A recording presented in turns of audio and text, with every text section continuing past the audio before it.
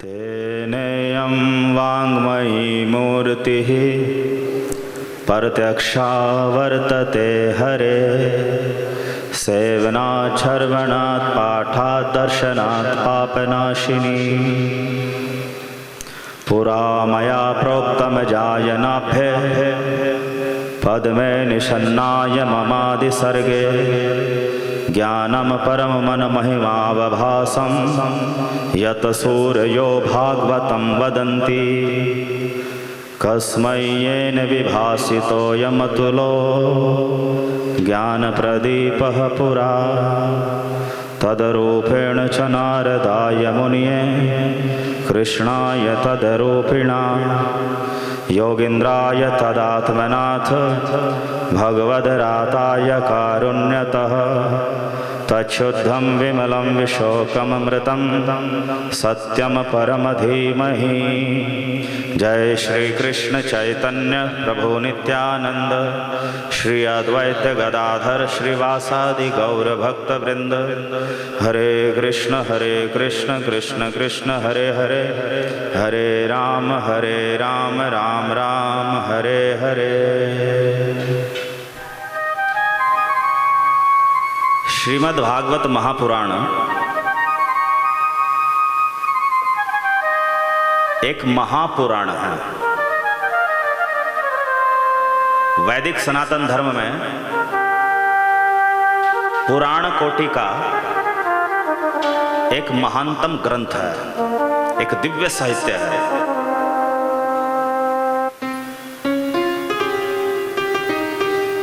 इस श्रीमद् भागवत महापुराण की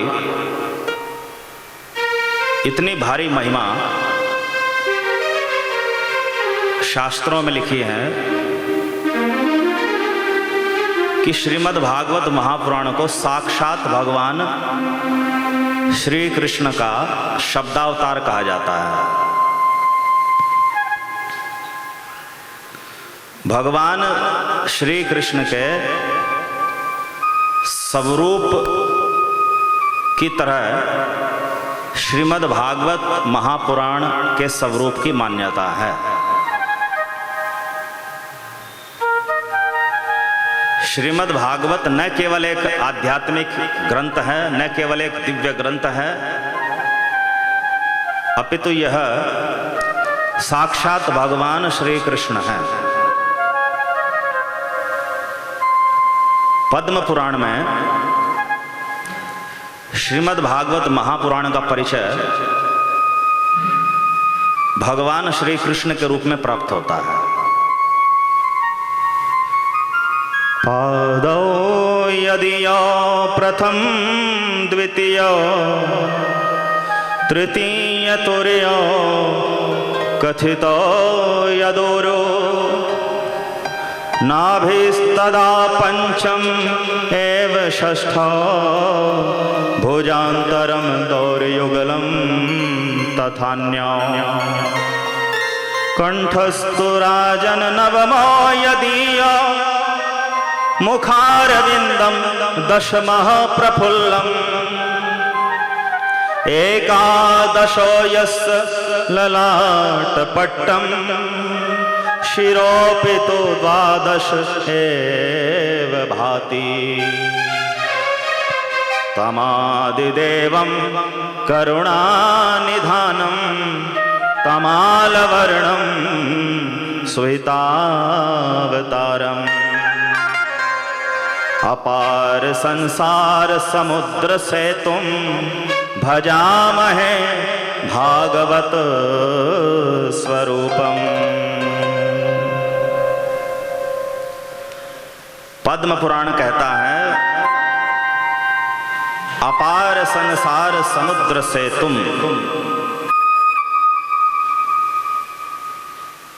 जो अपार संसार सागर पार होने के लिए सेतु स्वरूप है। एक सेतु के समान, एक ब्रिज के समान, एक पुल के समान है। तमादिदेवं करुणानिधानं, जो आदि देव जो समस्त देवताओं के आदि हैं, मूल हैं, आदि देव। करुणानिधानम, करुणानिधान। तमाल वर्णम, तमाल के वृक्ष के रंग वाले।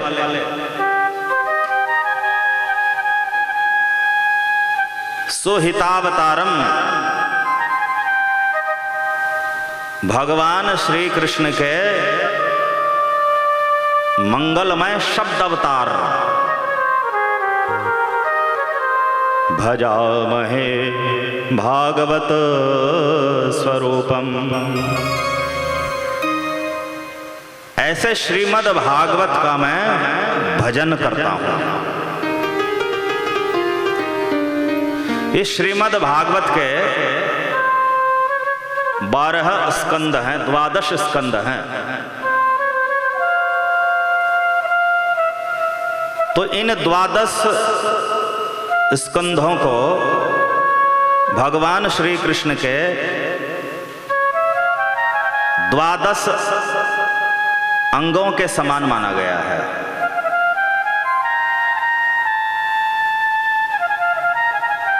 पादौ यदीयो प्रथम द्वितीय। भगवान श्री कृष्ण के युगल चरण के समान प्रथम और द्वितीय स्कंद है। भगवान श्री कृष्ण के जो चरण युगल हैं, 2 चरण हैं, उनके समान भागवत के प्रथम और द्वितीय स्कंद है। तृतीय तुर्यो कथितो यदोरो। तृतीय और चतुर्थ स्कंद भगवान श्री कृष्ण की जंघाएं हैं। नाभिस्तथा पंचम एव षष्ठो। और जो 5वां स्कंद है वो भगवान श्री कृष्ण की नाभि है। षष्ठो भुजांतरम। और 6ठा स्कंद भगवान श्री कृष्ण का वक्षस्थल है।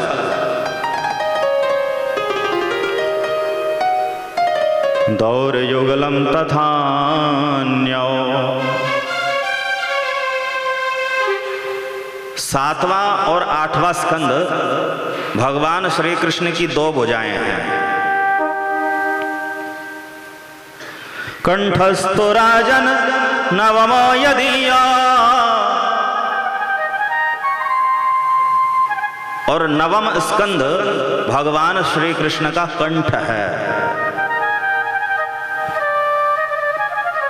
मुखारविंदम दशमः प्रफुल्लम। और 10वां स्कंद भगवान श्री कृष्ण का प्रफुल्लित मुखमंडल है, खिला हुआ मुखड़ा है। एकादशो यस्य ललाट पट्टम। 11 या 11वां स्कंद भगवान श्री कृष्ण का ललाट पटल है, मस्तक है, माथा है। शिरोपितु 12 एव भाति। और 12वां 12वां स्कंद भगवान श्री कृष्ण का शिरोभाग है, सिर है। भजामहे भागवतम स्वरूपम। ऐसे भागवत स्वरूप श्री कृष्ण का हम भजन करते हैं।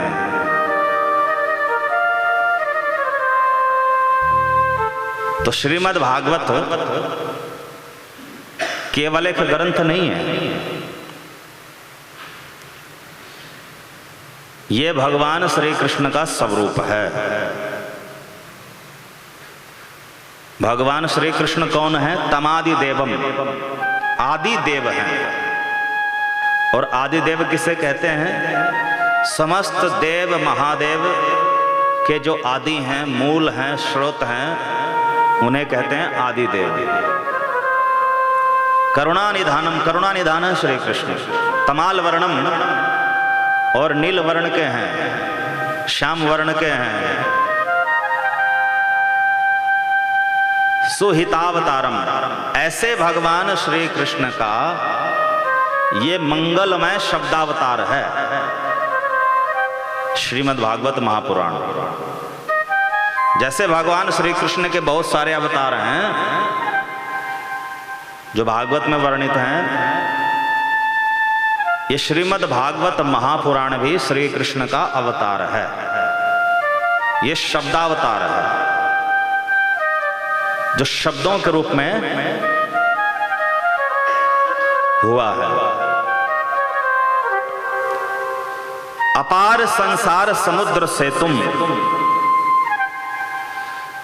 जो इस अपार संसार रूपी समुद्र को पार करना चाहते हैं। यह संसार रूपी समुद्र क्या है? अपार है।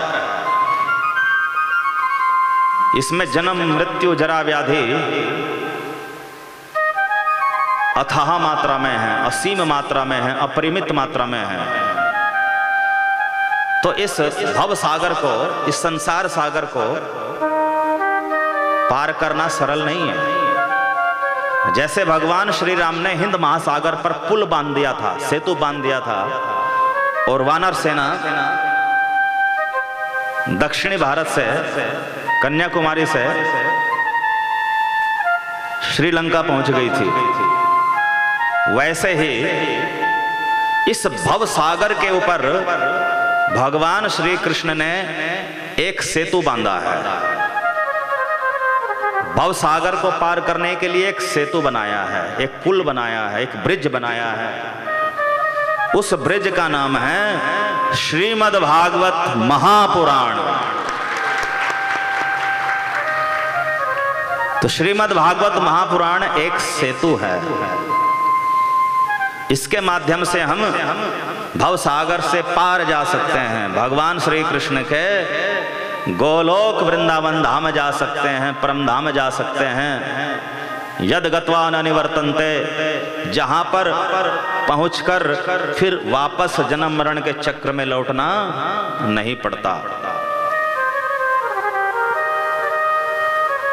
तो ये सेतु है, सेतु।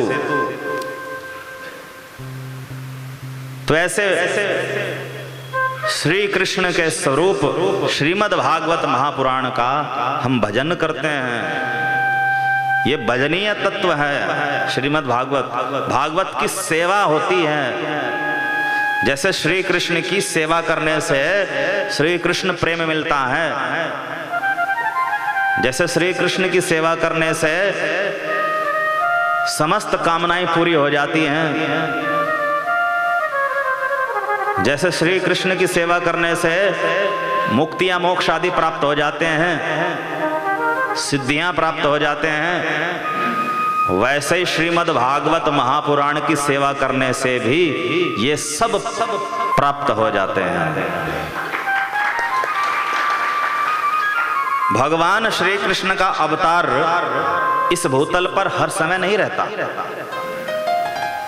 और अवतार के बिना हम भगवान को देख नहीं सकते, छू नहीं सकते। अवतार काल में ही तो भगवान दिखते हैं, स्पर्श किए जा सकते हैं। शेष समय भी भगवान श्री कृष्ण है, किंतु अपने परम धाम में हैं, अंतर्यामी रूप से चराचर में व्याप्त हैं। किंतु श्री कृष्ण को हम देख नहीं सकते, उनकी सेवा नहीं कर सकते साक्षात।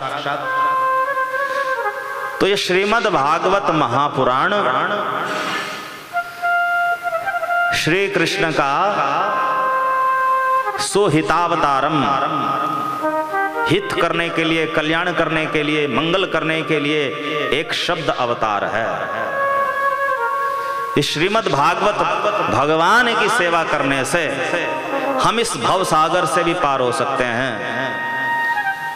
हम गोलोक में भगवान श्री कृष्ण की नित्य लीला में भी प्रवेश पा सकते हैं, जो मानव जीवन का चरमतम लक्ष्य है।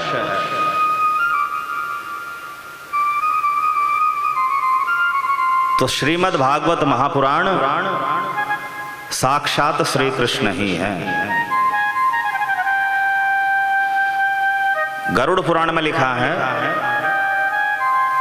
पुराणानाम सामरूपः साक्षात् भगवतोदितः द्वादश स्कंध युक्तोऽयं शतविच्छेद संयुतः ग्रंथोऽष्टादश सहस्रः श्रीमद्भागवताभिधः। अर्थात पुराणा नाम सामरूपः, ये श्रीमद् भागवत महापुराण समस्त पुराणों में सर्वश्रेष्ठ है। जिस प्रकार 4 मूल वेदों में सामवेद सर्वश्रेष्ठ है, उसी प्रकार 18 पुराणों में श्रीमद् भागवत महापुराण सर्वश्रेष्ठ है। साक्षात भगवतोदितः, और इस श्रीमद् भागवत की विशेषता यह है कि ये साक्षात भगवान श्री कृष्ण के द्वारा उच्चरित है, कथित है। स्वयं भगवान श्री कृष्ण ने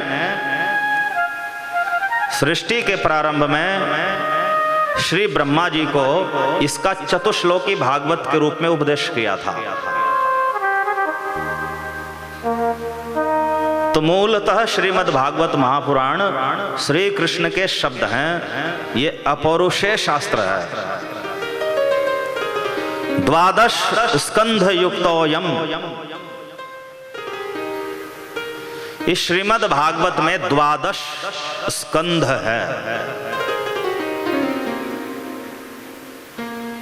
जैसे वृक्ष में अनेक तने हो सकते हैं, वैसे भागवत रूपी वृक्ष में 12 स्कंद है, 12 तने हैं। इतना विशाल दिव्य साहित्य रूपी वृक्ष है। शतविच्छेद संयुतः,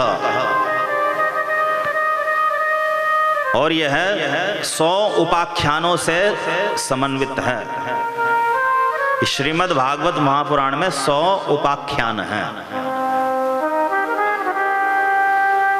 आंखों देखी घटना का जब कोई वर्णन करता है उसे कहते हैं आख्यान, और सुनी हुई घटनाओं का जब कोई वर्णन करता, उल्लेख करता, उसे कहते हैं उपाख्यान। तो श्रीमद् भागवत महापुराण में 100 उपाख्यान हैं। ग्रंथोऽष्टादश सहस्रः श्रीमद् भागवताभिधः।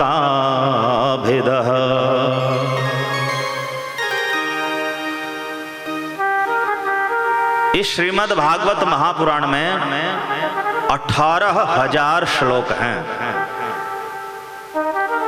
335 अध्याय हैं। तो जिस शास्त्र में 335 अध्याय हैं, 18,000 श्लोक हैं, 12 स्कंद हैं, जो साक्षात भगवान श्री कृष्ण के द्वारा कथित है, उच्चरित है, जो पुराणों में सामवेद स्वरूप है। अर्थात जैसे वेदों में सामवेद श्रेष्ठ है, जो पुराणों में उसी प्रकार श्रेष्ठ है। तो ऐसे ग्रंथ को श्रीमद् भागवत महापुराण कहा जाता है। श्रीमद् भागवत महापुराण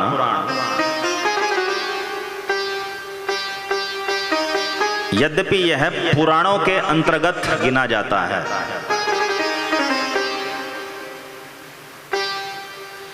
किंतु पुराणों के अंतर्गत गिने जाने पर भी यह साक्षात वेद स्वरूप है।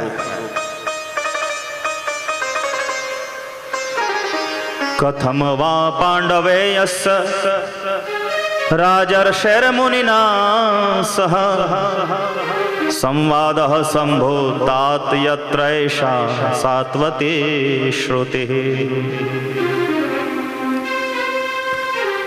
श्री शौनक जी कहते हैं भागवत में प्रथम स्कंद में कि पांडव नंदन राजर्षि परीक्षित का श्री सुखदेव मुनि के साथ संवाद कैसे हुआ, जिससे इस सात्वती श्रुति श्रीमद् भागवत महापुराण का कथन हुआ।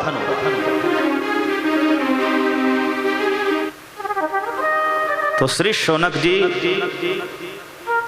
श्रीमद् भागवत महापुराण को सात्वती श्रुति कह रहे हैं। श्रुति का अर्थ होता है वेद,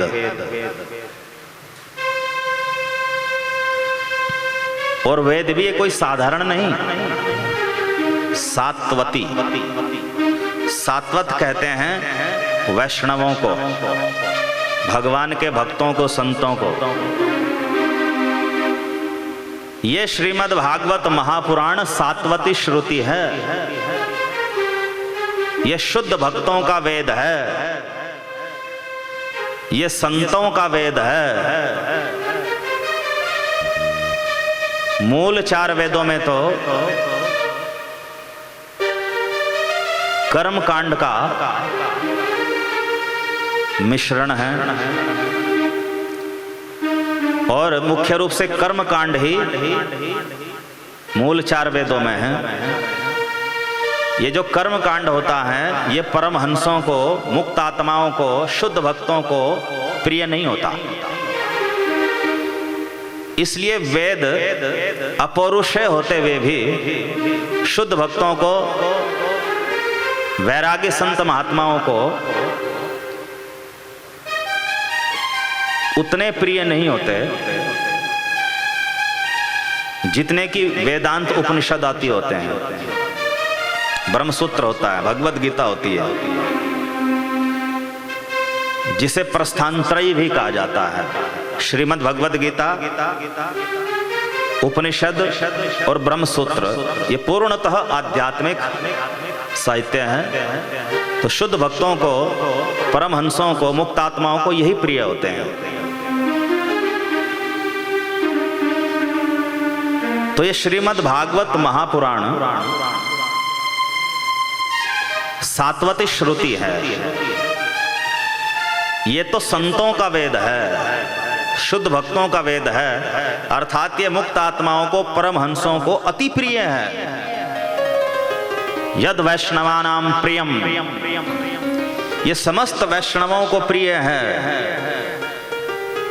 और इतना प्रिय है कि इतना तो श्रीमद् भगवद गीता, उपनिषद और ब्रह्मसूत्र भी प्रिय नहीं, प्रस्थानत्रयी भी इतना प्रिय नहीं जितना श्रीमद् भागवत महापुराण प्रिय है। तो ये साक्षात वेदात्मक है, वेद स्वरूप है। हरे कृष्ण कृष्ण कृष्ण हरे हरे, हरे राम राम राम हरे हरे। कुछ महानुभावों का मानना है कि पुराण वेद से भिन्न होते हैं, वेद से निम्न कोटि के होते हैं, और श्रीमद् भागवत तो एक पुराण है। तो ये तो वेदों के समान भी नहीं, वेदों से बढ़कर तो कैसे हो सकता है।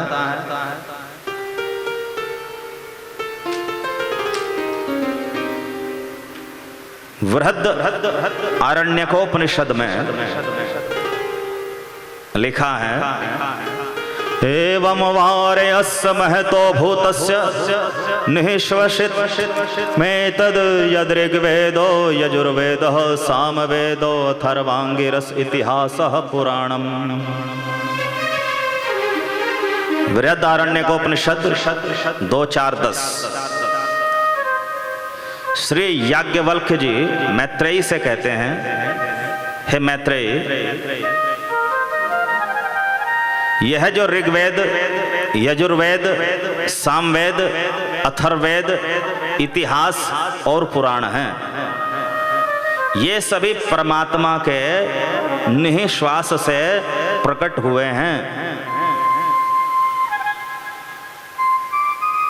तो जिस प्रकार चार वेद, ऋग्वेद, यजुर्वेद, सामवेद, अथर्ववेद परमात्मा के निःश्वास से प्रकट होने के कारण अपौरुषेय हैं, ईश्वरीय साहित्य है, मानवीय नहीं, उसी प्रकार इतिहास और पुराण नामक जो साहित्य की दो विधा हैं, दो स्वरूप हैं, ये भी परमेश्वर के, परमात्मा के निःश्वास से ही प्रकट हुए हैं। परमात्मा अपने किसी भी अंग के द्वारा, किसी भी इंद्रिय के द्वारा अन्य समस्त अंग व इंद्रियों का कार्य कर सकते हैं। वो श्वास के द्वारा बोल सकते हैं, तो उनकी श्वास से जो शब्द निकलते हैं वो वेद है। तो वेद परमात्मा के श्वास है, श्वास से प्रकट है, इसलिए परमात्मा के शब्द हैं, अपौरुषेय शब्द है। तो वेदों को सनातन धर्म में सर्वश्रेष्ठ इसलिए माना जाता है क्योंकि वे मानव रचित नहीं है, परमात्मा के निःश्वास से प्रकट है। और महर्षि वेद व्यास जी के द्वारा संकलित है। वो वाक्य तो, शब्द तो परमात्मा के हैं, किंतु महर्षि वेद व्यास जी ने उनको लिपिबद्ध किया, लिखा है। और ये वेद व्यास जी भी भगवान के अवतार हैं, इसलिए उनका संकलन भी ईश्वरीय है, मानवीय नहीं। उनका संग्रह करना भी ईश्वरीय है, मानवीय नहीं। इसलिए वेदों की महत्ता है, वे साक्षात परमात्मा की वाणी है। तो जैसे चार वेद परमात्मा के निःश्वास से प्रकट होते हैं, वैसे ही इतिहास अर्थात महाभारत और पुराण, जो संख्या में मुख्यतः 18 होते हैं, श्रीमद् भागवत आदि, ये इतिहास पुराण भी परमात्मा के निःश्वास से ही प्रकट हुए हैं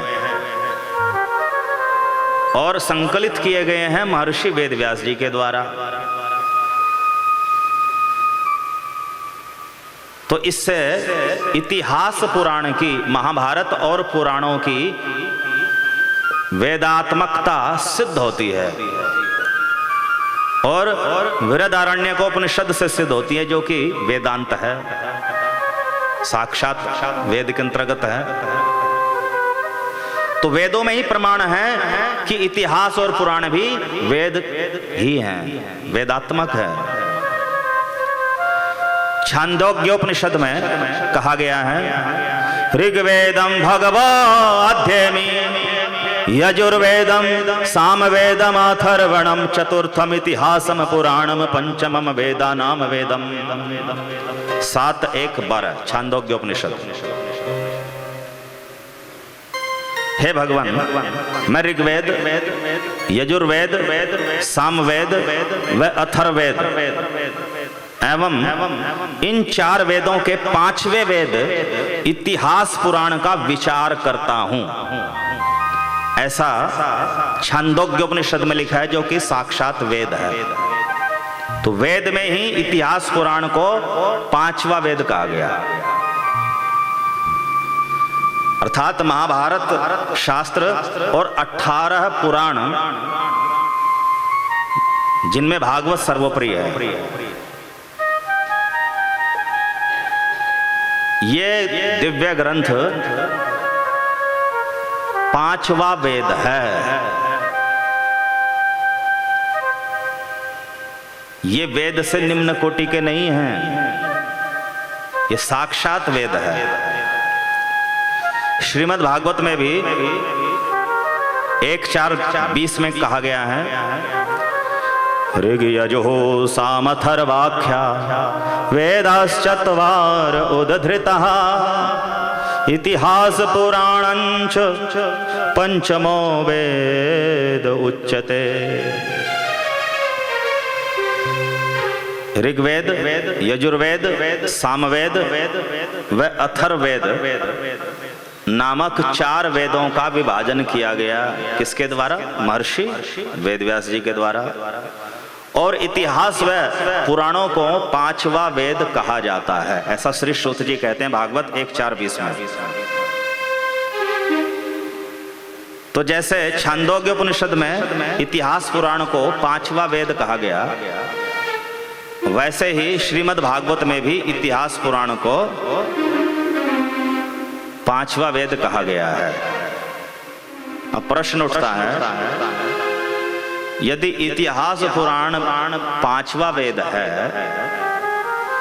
तो फिर शास्त्रों में सीधा सीधा ऐसे क्यों नहीं लिखा कि वेद 5 होते हैं? ऐसा क्यों लिखा है कि वेद 4 होते हैं? ऐसा लिखना चाहिए था ना शास्त्रों में कि वेद 5 होते हैं, और लिखा है कि वेद 4 होते हैं। तो उसका क्या कारण है? इतिहास पुराण वेद होकर के भी कुछ अंशों में मूल 4 वेदों से भिन्न है। तो मूल 4 वेदों से इनकी भिन्नता के कारण ही इतिहास पुराण को 5वां वेद कहा गया। जैसे एक दृष्टांत के द्वारा समझिए, यज्ञ दत्त सहित 5 ब्राह्मण भोजन कर रहे थे, तो सीधा सीधा ये भी तो कहा जा सकता था कि 5 ब्राह्मण भोजन कर रहे थे। ऐसा क्यों लिखा कि यज्ञ दत्त सहित 5 ब्राह्मण भोजन कर रहे थे? इसका तात्पर्य हुआ कि जो 5 ब्राह्मण भोजन कर रहे थे, उनमें यज्ञ दत्त की कुछ विशेषता है, इसलिए उसका नाम अलग से गिनाया गया। तो ऐसे ही 5वें वेद इतिहास पुराण में कुछ विशेषताएं हैं जो मूल 4 वेदों में नहीं है, इसलिए 5वें वेद को अलग से 5वां कहा।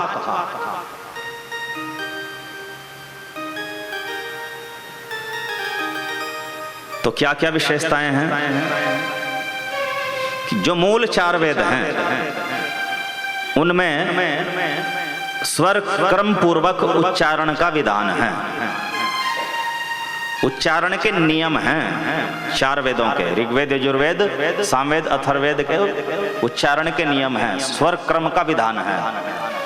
यदि स्वर क्रम बिगड़ गया, उच्चारण बिगड़ गया, तो 4 वेद पढ़ने से दोष लगता है, हानि की संभावना है, लाभ की बजाय हानि की संभावना है। तो इसलिए वेद का उच्चारण करने का अधिकार केवल एक सुशिक्षित विद्वान को ही है, जो शुद्धता पूर्वक उच्चारण कर सके। वेद का उच्चारण सामान्य व्यक्ति अगर करेगा तो अशुद्ध उच्चारण करेगा, और अशुद्ध उच्चारण दोष है, दोष माना जाता वेद में। किंतु जो 5वां वेद है इतिहास और पुराण, इसमें अगर अशुद्ध उच्चारण पूर्वक कोई इतिहास पुराण का पाठ कर रहा है, स्वाध्याय कर रहा है, तो उसमें कोई दोष नहीं है। तो भागवत महापुराण को कोई भी पढ़ सकता है, भले ही वो विद्वान है या नहीं। महाभारत का पाठ और उसके अंतर्गत गीता का पाठ कोई भी कर सकता है, कोई चाहे विद्वान है या नहीं है। विद्वान से तात्पर्य संस्कृत का विद्वान।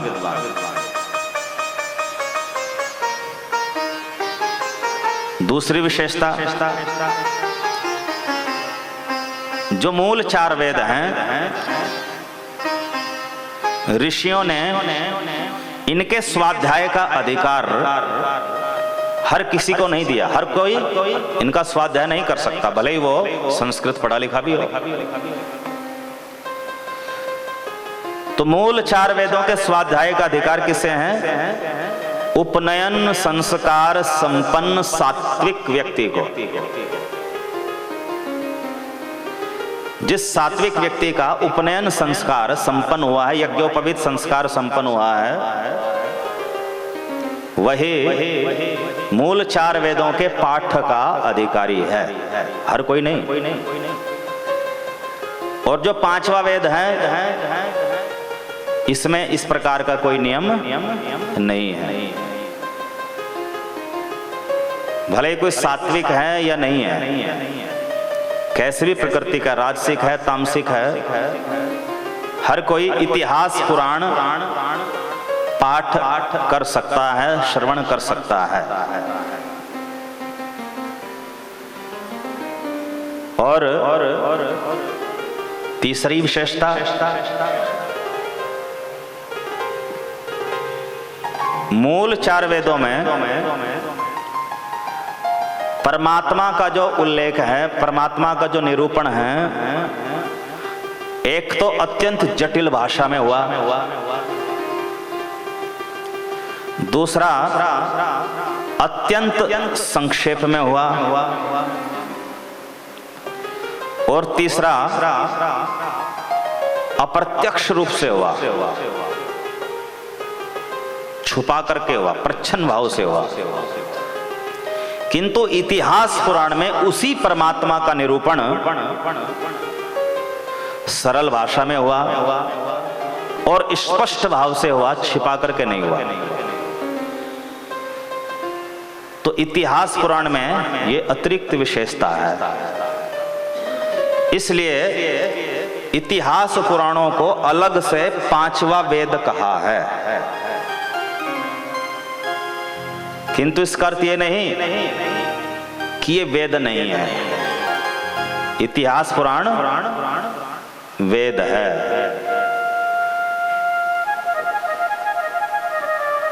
इनका मूलभूत अंतर मैंने बता दिया। 4 वेद को समझिए आप पाठ्य पुस्तक के समान, टेक्स्ट बुक के समान, और 5वें वेद को, इतिहास पुराण को समझिए मार्गदर्शक पुस्तक के समान, गाइड बुक के समान। तो जैसे विद्यालयों में टेक्स्ट बुक को समझने के लिए अलग से गाइड बुक होती है, तो जो गाइड बुक पढ़ता है उसको टेक्स्ट बुक समझ आ जाती है। वैसे ही मूल 4 वेदों के दुर्बोध विषय को समझने के लिए 5वें वेद इतिहास पुराण को समझना आवश्यक है, क्योंकि 5वां वेद इतिहास पुराण गाइड बुक के समान है। इसकी सहायता से टेक्स्ट बुक अर्थात 4 वेद सरलता से समझे जा सकते हैं। अब कोई कहे कि मैं तो केवल 4 वेदों को मानूंगा, 5वां वेद नहीं मानता, इतिहास पुराण को अलग से 5वां वेद नहीं मानता। तो इसका अर्थ हुआ कि वह मूल 4 वेदों को भली भांति समझ नहीं पाएगा, उनका तात्पर्य समझ नहीं पाएगा। तो मूल 4 वेदों का तात्पर्य समझने के लिए इतिहास पुराण को 5वें वेद के रूप में स्वीकार करना ही होगा, अन्यथा मूल 4 वेदों की वास्तविक व्याख्या, वास्तविक तात्पर्य से वो अनभिज्ञ रहेगा।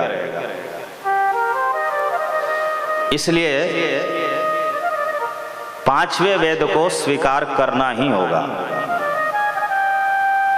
श्री विष्णु पुराण में भी महाभारत और 18 पुराणों का वेदत्व लिखा है कि महाभारत और 18 पुराण ये वेद स्वरूप है। विष्णु पुराण में लिखा है भारत व्यपदेशेन हयाम्नायार्थ परदर्शितः वेदाः प्रतिष्ठिताः सर्वे पुराणे नात्र संशयः। महर्षि वेदव्यास जी ने महाभारत के बहाने, महाभारत शास्त्र के बहाने से वेदों का अर्थ ही प्रकट किया है। अर्थात वेदों का मूल 4 वेदों का अर्थ ही महाभारत शास्त्र के माध्यम से प्रकट हुआ है। तो जिसको मूल 4 वेदों का अर्थ समझना है तो महाभारत शास्त्र पढ़ना ही होगा, समझना ही होगा। वेदाः प्रतिष्ठिताः सर्वे पुराणे नात्र संशयः। वेदाः प्रतिष्ठिताः सर्वे पुराणे नात्र संशयः।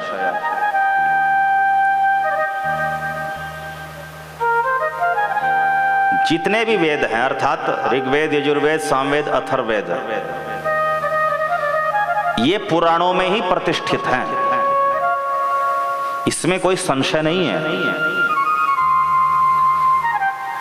भले ही कोई मूल 4 वेद पढ़े न पढ़े, समझे न समझे, अगर वह पुराण समझ लेता है, पुराण पढ़ लेता है,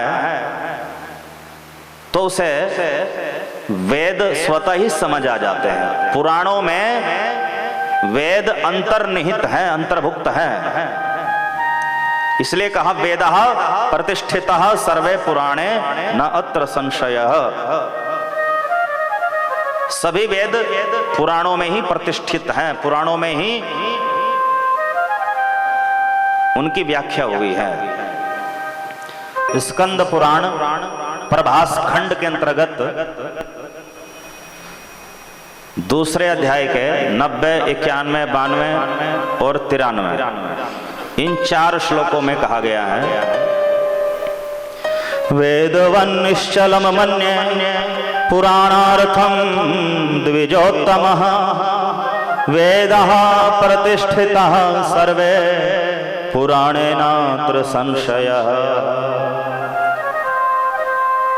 हे द्विजोत्तम गणों, जिस तरह वेद का अर्थ स्थिर व सर्व स्वीकार्य होने से निश्चल है, उसी तरह मैं पुराणों के अर्थों को भी निश्चल मानता हूं। इसमें कोई संदेह नहीं कि वेदों के सभी विषय पुराणों में ही प्रतिष्ठित है। तो जैसा कि विष्णु पुराण में कहा गया था, ऐसा ही स्कंद पुराण प्रभास खंड में कहा जा रहा है कि वेदाः प्रतिष्ठिताः सर्वे पुराणे। सभी वेदों के सभी विषय पुराणों में सुस्पष्ट भाव से प्रतिष्ठित हैं। विभेद्यल्प श्रुताद् वेदो मामयं चालयिष्यति इतिहास पुराणैस्तु निश्चलोऽयं कृतः पुरा।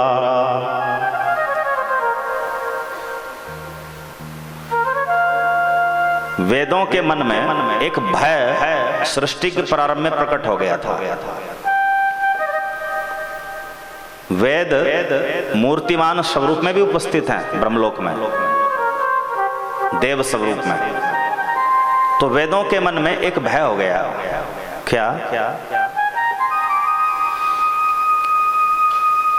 कि मेरे अर्थों का निर्णय करने में असमर्थ लोग, अल्पज्ञ लोग अपने मनमाने अर्थों के द्वारा मेरा स्वरूप विकृत कर देंगे, मेरा स्वरूप बिगाड़ देंगे। ये भय उत्पन्न हो गया,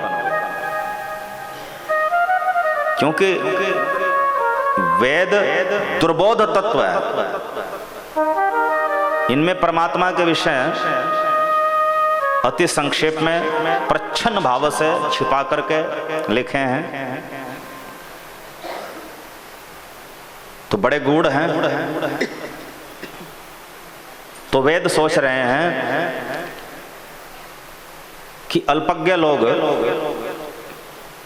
जो मेरे अर्थों को समझने में असमर्थ होंगे, मेरे अर्थों का निर्णय करने में असमर्थ होंगे, वे मनमाने ढंग से मेरे अर्थ, मनमाने अर्थ लिख देंगे। तो अगर मेरे मनमाने अर्थों का प्रचार संसार में हुआ तो फिर हमारी उपादेयता क्या रह जाएगी, महत्ता क्या रह जाएगी? वेद पढ़ के भी भगवान को कोई नहीं समझ पाएगा। तो ये भय वेदों में था। तो भगवान श्री हरि ने, श्री नारायण ने, परमात्मा ने वेदों के इन भय को, इस भय को जान करके इतिहास पुराणस्तु निश्चलोऽयं कृतः पुरा, तो सृष्टि के प्रारंभ में ही वेदों का भय दूर कर दिया। वेदों का स्वाभाविक अर्थ कर दिया, वास्तविक अर्थ कर दिया। अब मन गढ़ंत अर्थ वाले वेद भाष्य की आवश्यकता ही नहीं रहेगी। और वो अर्थ क्या किया? इतिहास पुराणस्तु निश्चलोऽयं, वेदों का मूलभूत भाष्य लिख दिया, इतिहास पुराण के रूप में प्रकट कर दिया। तो इतिहास पुराण जैसे ही प्रकट हुए तो वेदों का भय दूर हो गया। तो वेदों का मूल अर्थ ही इतिहास पुराण में है, महाभारत और पुराणों में है।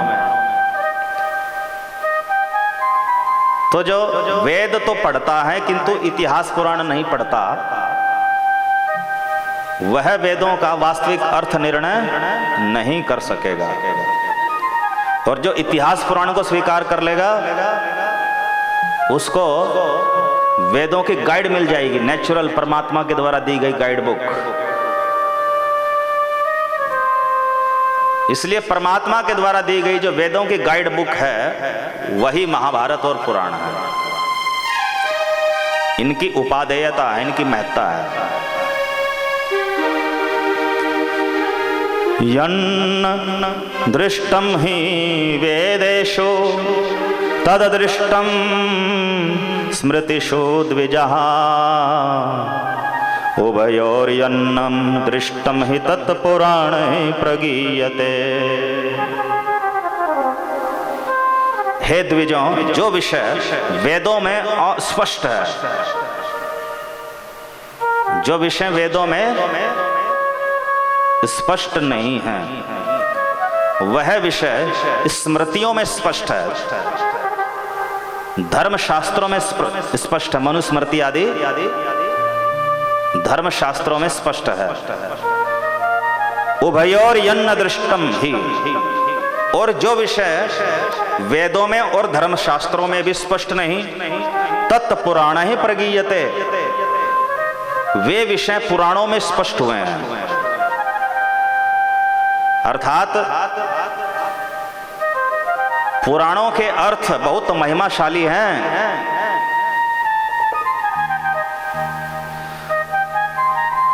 वेद और धर्म शास्त्र भी जिन विषयों को स्पष्ट नहीं कर सकते, उन विषयों को पुराण स्पष्ट करते हैं। यो वेद चतुरो वेदान सांगोपनिषदो द्विजः पुराणमनैव जानाति न च स्याद् विचक्षणः। पुराणमनैव जानाति न च स्याद् विचक्षणः। अर्थात हे द्विजों, यो वेद चतुरो वेदान, जो जानता है चार वेदों को, सांगोपनिषदों, वेद के अंगों सहित और उपनिषदों सहित जो द्विज, जो मनुष्य 4 वेदों को 6 वेदांगों सहित जानता है, उपनिषदों सहित जानता है, पुराणम नैव जानाति, किंतु पुराण नहीं जानता, न च स स्याद् विचक्षणः, उस व्यक्ति को सर्वशास्त्र विचक्षण या पारंगत नहीं माना जा सकता। सर्वशास्त्रज्ञ वही है जो वेद, उपनिषद, वेदांग सहित पुराणों को भी जानता है। पुराणों को यदि छोड़ दिया तो वेद, वेदांग और उपनिषद से भी वह सर्वशास्त्रज्ञ नहीं माना जा सकता।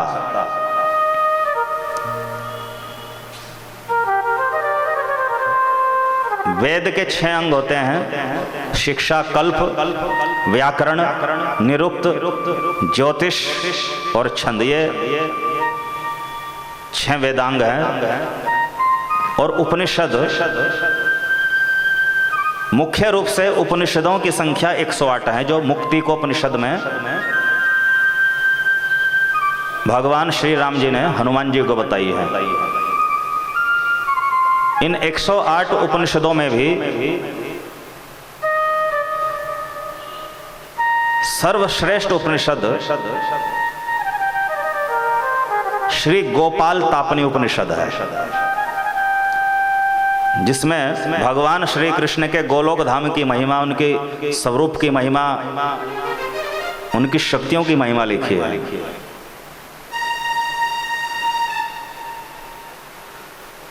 तो यदि कोई व्यक्ति कहता है मैंने 4 वेद जान लिए, 6 वेदांग भी जान लिए, 108 उपनिषद भी जान ली, किंतु पुराण नहीं जानता, और पुराण जानने की मुझे आवश्यकता भी नहीं, मैं पुराण को वेद की तरह प्रमाणिक नहीं मानता, तो स्कंद पुराण में लिखा है न च स स्याद् विचक्षण, वह विचक्षण नहीं है, वह सुपंडित नहीं है, वह सर्वशास्त्र ज्ञाता नहीं है। पुराणों के बाद ही वो पूरा होगा। पुराणों से ही पूर्णता आती है। पुराण इतने महत्वपूर्ण हैं। और इतिहास व पुराणों में भी, इतिहास मतलब महाभारत और पुराण जो 18 होते हैं, इनमें भी इतिहास से श्रेष्ठ पुराण माने गए हैं। यद्यपि इतिहास रूपी महाभारत शास्त्र का सार है श्रीमद् भगवद गीता, और 18 पुराणों में सर्वश्रेष्ठ है श्रीमद् भागवत महापुराण। इन दोनों को अभिन्न माना जाता है, गीता को और भागवत को अभिन्न माना जाता है, क्योंकि श्री कृष्ण परक है।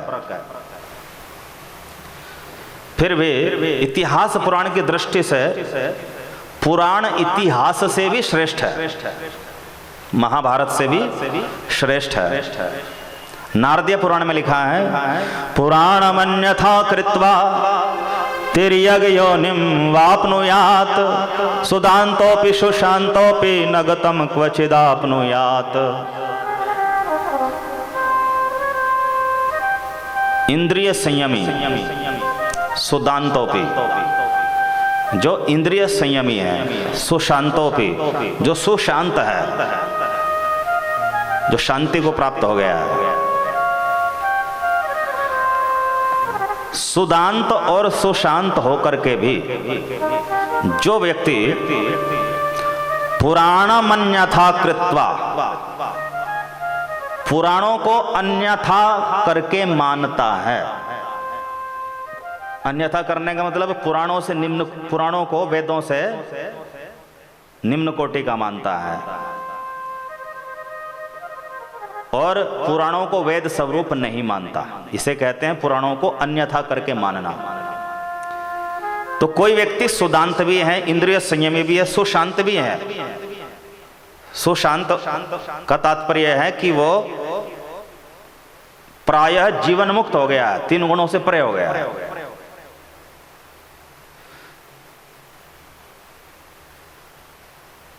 तो ऐसा व्यक्ति भी पुराणों को, भागवत आदि पुराणों को यदि वेदों से निम्न कोटि का समझेगा,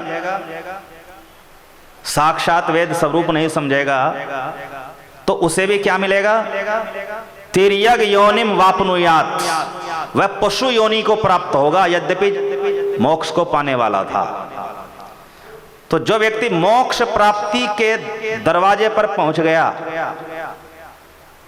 ऐसा व्यक्ति भी अगर पुराणों को वेदों से भिन्न समझेगा, वेदों से निम्न कोटि का समझेगा, तो वो मोक्ष की प्राप्ति नहीं करेगा। तिर्यग योनिम आपनुयात, पशु योनि को प्राप्त करेगा। इतना पतन हो जाएगा, इतना भारी अपराध है पुराणों को वेदों से कमतर आंकना। और पद्म पुराण में शिवजी व उमा का संवाद प्राप्त होता है। वहां भी लिखा है, वेदार्थादधिकं मन्ये पुराणार्थंच भामिनी, पुराणमन्यथा कृत्वा तिर्यग योनिम वापनुयात। शिवजी कहते हैं, महादेव जी, हे उमा, वेदार्थाद अधिकम मन्ये पुराण अर्थम च भामिनी। हे भामिनी, हे उमा, मैं पुराणों के अर्थों को वेदों के अर्थों से श्रेष्ठ मानता हूं, बढ़कर मानता हूं। क्योंकि वेदों का अर्थ अगर कोई करेगा तो उसमें गलतियां करेगा, स्पष्ट नहीं कर पाएगा, वेद के अर्थ का निर्णय नहीं कर पाएगा। और पुराण के अर्थों का निर्णय करना सरल है, क्योंकि सरल भाषा में है। तो पुराण के अर्थों को शिवजी वेद के अर्थों से श्रेष्ठ मानते हैं। पुराणमन्यथा कृत्वा तिर्यग योनिमापनुयात। नारदीय पुराण की तरह पद्म पुराण भी कहता है कि जो पुराणों को अन्यथा करके मानेगा, वेद से निम्न कोटि का मानेगा। कभी कभी विद्वत समाज में वेदों को कहा जाता स्वतः प्रमाण, कि वेद तो स्वतः प्रमाण स्वरूप है, क्योंकि परमात्मा की वाणी है, और पुराण है परतः प्रमाण, वो वेदों के प्रमाण पर आधारित है। यदि पुराणों में कोई बात वेद विरुद्ध लिखी है तो उसको स्वीकार नहीं किया जा सकता। वेद स्वयं में प्रमाण है और पुराण स्वयं में प्रमाण नहीं है, ऐसा जो करके मानते हैं उनके लिए कहा गया कि वे तिर्यग योनिम वापनुयात, वे पशु योनि प्राप्त करेंगे। इतना भारी पाप है, अपराध है पुराणों को कमतर आंकना। यदि वेदों में कोई अर्थ स्पष्ट नहीं है, कोई विषय स्पष्ट नहीं है, तो वह पुराणों में स्पष्ट है। पुराणों में यदि कोई विषय वेद विरुद्ध प्रतीत हो रहा है तो वेद विरुद्ध नहीं है, वो प्रमाणिक है। तो पुराण परतः प्रमाण नहीं है, पुराण भी स्वतः प्रमाण है वेदों की तरह। तो जो पुराणों को वेदों से कमतर मानेगा, वेदों से भिन्न मानेगा, साक्षात अपौरुषेय शास्त्र नहीं मानेगा, उन्हें निम्न कोटि का करके लौकिक साहित्य मानेगा, तो वो बहुत भारी अपराध करेगा। तिर्यग योनि वापनुयात। शिव जी कहते हैं, हे उमा, वह पशु योनि प्राप्त करेगा। हरे कृष्ण कृष्ण कृष्ण कृष्ण हरे हरे, हरे राम राम राम हरे हरे हरे। तो इस विवेचना से स्पष्ट हुआ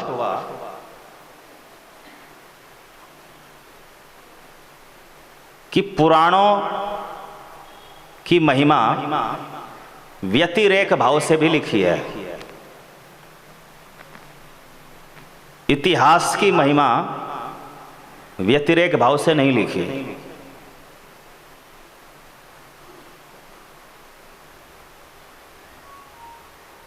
व्यतिरेक भाव क्या होता है? दो प्रकार के भाव हैं शब्दों के, अन्वय भाव और व्यतिरेक भाव। जैसे श्री कृष्ण की भक्ति करो,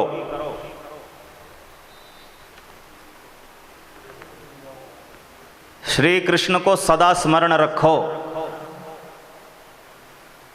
तो ये वाक्य है अन्वय भाव में। और श्री कृष्ण को कभी मत भूलो, ये वाक्य है व्यतिरेक भाव में। तो तात्पर्य तो दोनों का एक ही है, श्री कृष्ण को याद रखो। किंतु शास्त्रकारों ने व्यतिरेक भाव को अन्वय भाव से अधिक बलवान माना है। तो जो पुराणों की महिमा लिखी है वो अन्वय भाव में भी लिखी है और व्यतिरेक भाव में भी लिखी है।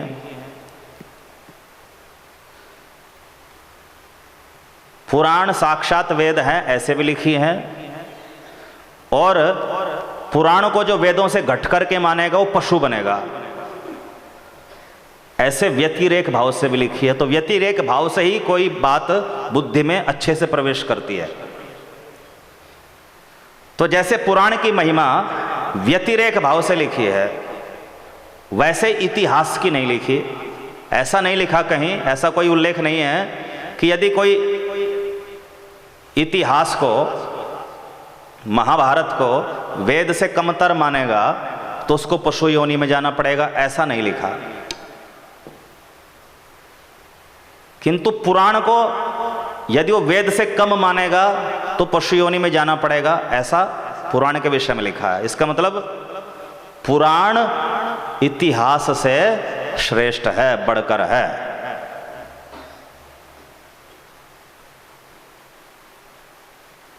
इतिहास का कोई, महाभारत का कोई साक्षात वेद की तरह सम्मान करे न करे चलेगा, उसका कोई अपराध नहीं है। किंतु पुराण का यदि कोई साक्षात वेद की तरह सम्मान नहीं करता तो उसको पशु योनि प्राप्त होती है। इसलिए पुराण इतिहास से भी बढ़कर है। 18 पुराण महाभारत रामायण से भी बढ़कर है, क्योंकि रामायण को भी इतिहास में ही गिना जाता है। हरे कृष्ण कृष्ण कृष्ण हरे हरे, हरे राम राम राम हरे हरे हरे। तुम कहाँ तक पहुँच गए? पुराण इतिहास से भी बढ़कर है। अब ये पुराण होते हैं 18।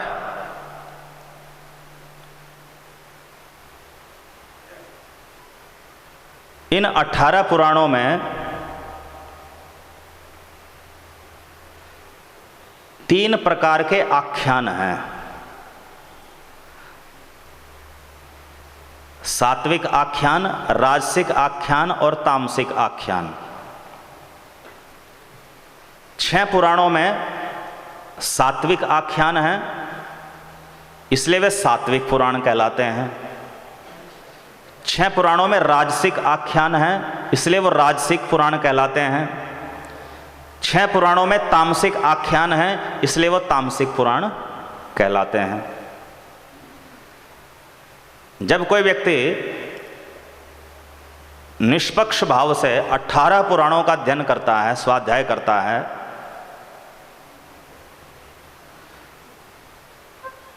तो वह उलझ जाता है।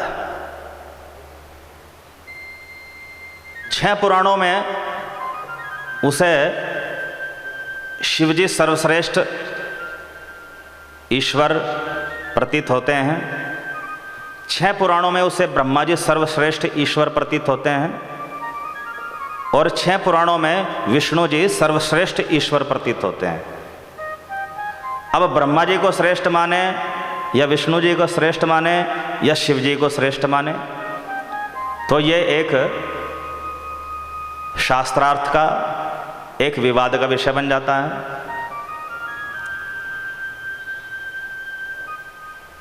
तो इसलिए इन पुराणों में ये निर्णय करना होगा कि कौन से पुराण श्रेष्ठ है। जो पुराण श्रेष्ठ होंगे उन्हीं का मंतव्य स्वीकार करने योग्य माना जाएगा। मत्स्य पुराण में बताया गया है, वैष्णवम नारदीयम च तथा भागवतम शुभे गारुड़म च तथा पाद्मम वाराहम शुभ दर्शने। विष्णु पुराण, नारदीय पुराण, श्रीमद् भागवत पुराण, गरुड़ पुराण, पद्म पुराण और वाराह पुराण, ये 6 पुराण सात्विक है, सात्विक पुराणों में गिने जाते हैं, ऐसा मत्स्य पुराण में लिखा है। ब्रह्मांडम ब्रह्म वैवर्तम मार्कंडेयम तथैव च भविष्यम वामनम ब्राह्मयम राजसानी निगद्यते। भविष्य पुराण, वामन पुराण, ब्रह्म पुराण, ब्रह्मांड पुराण, ब्रह्म वैवर्त पुराण और मार्कंडेय पुराण, ये 6 राजसिक पुराण कहलाते हैं। मात्स्यम कूर्मम तथैलंगम शैवम स्कांदम तथैव च आग्नेयकम तथैतानि तामसानि निगद्यते। अर्थात मत्स्य पुराण, कूर्म पुराण, लिंग पुराण, शिव पुराण, स्कंद पुराण और अग्नि पुराण, ये 6 तामसिक पुराण कहे गए हैं।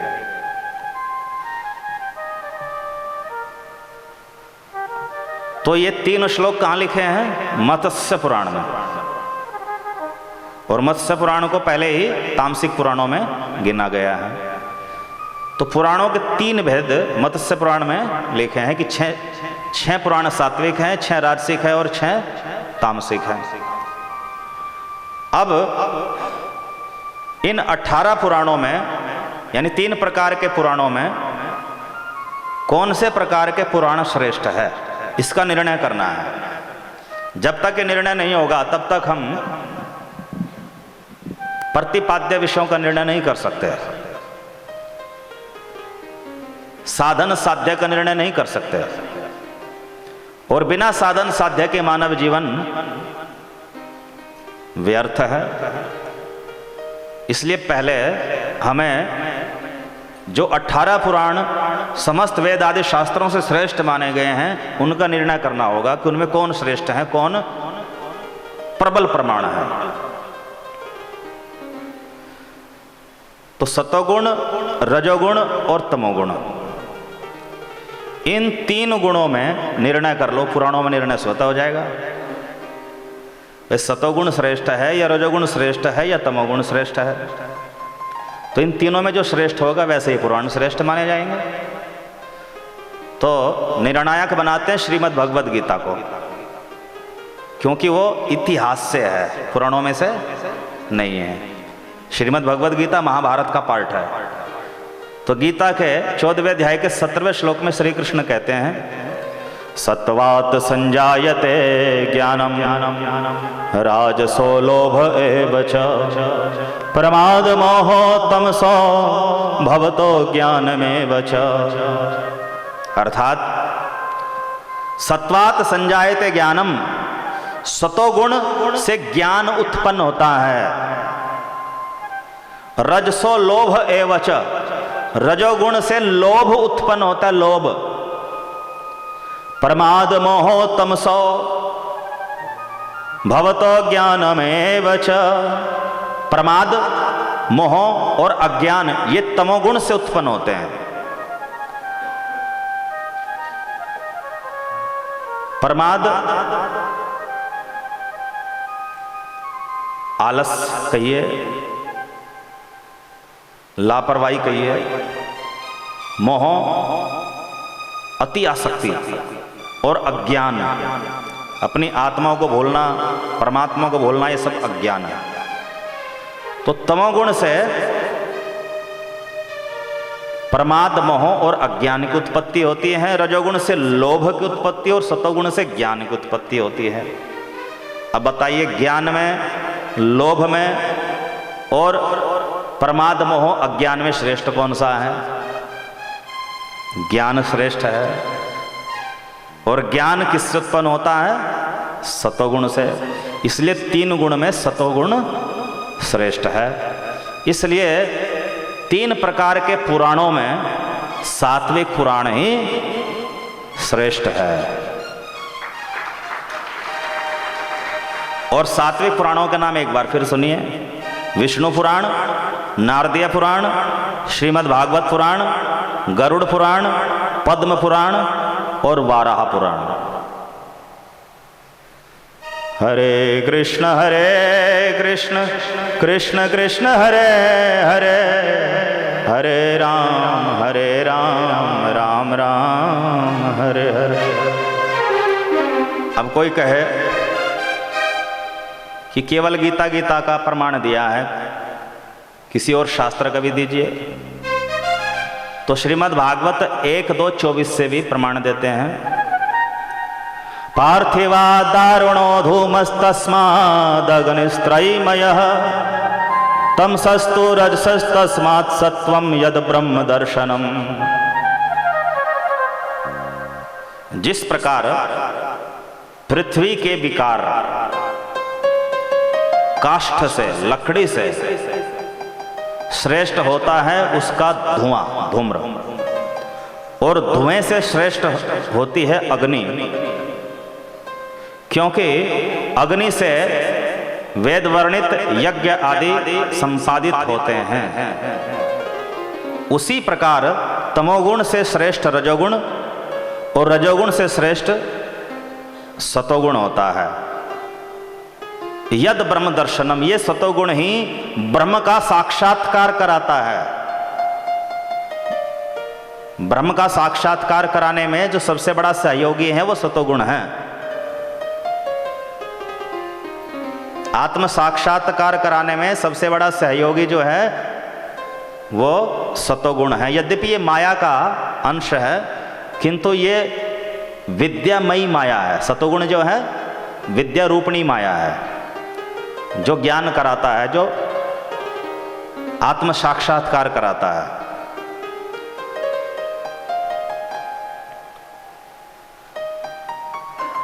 तो काष्ठ से श्रेष्ठ धुआं, लकड़ी से श्रेष्ठ धुआं और धुएं से श्रेष्ठ अग्नि है।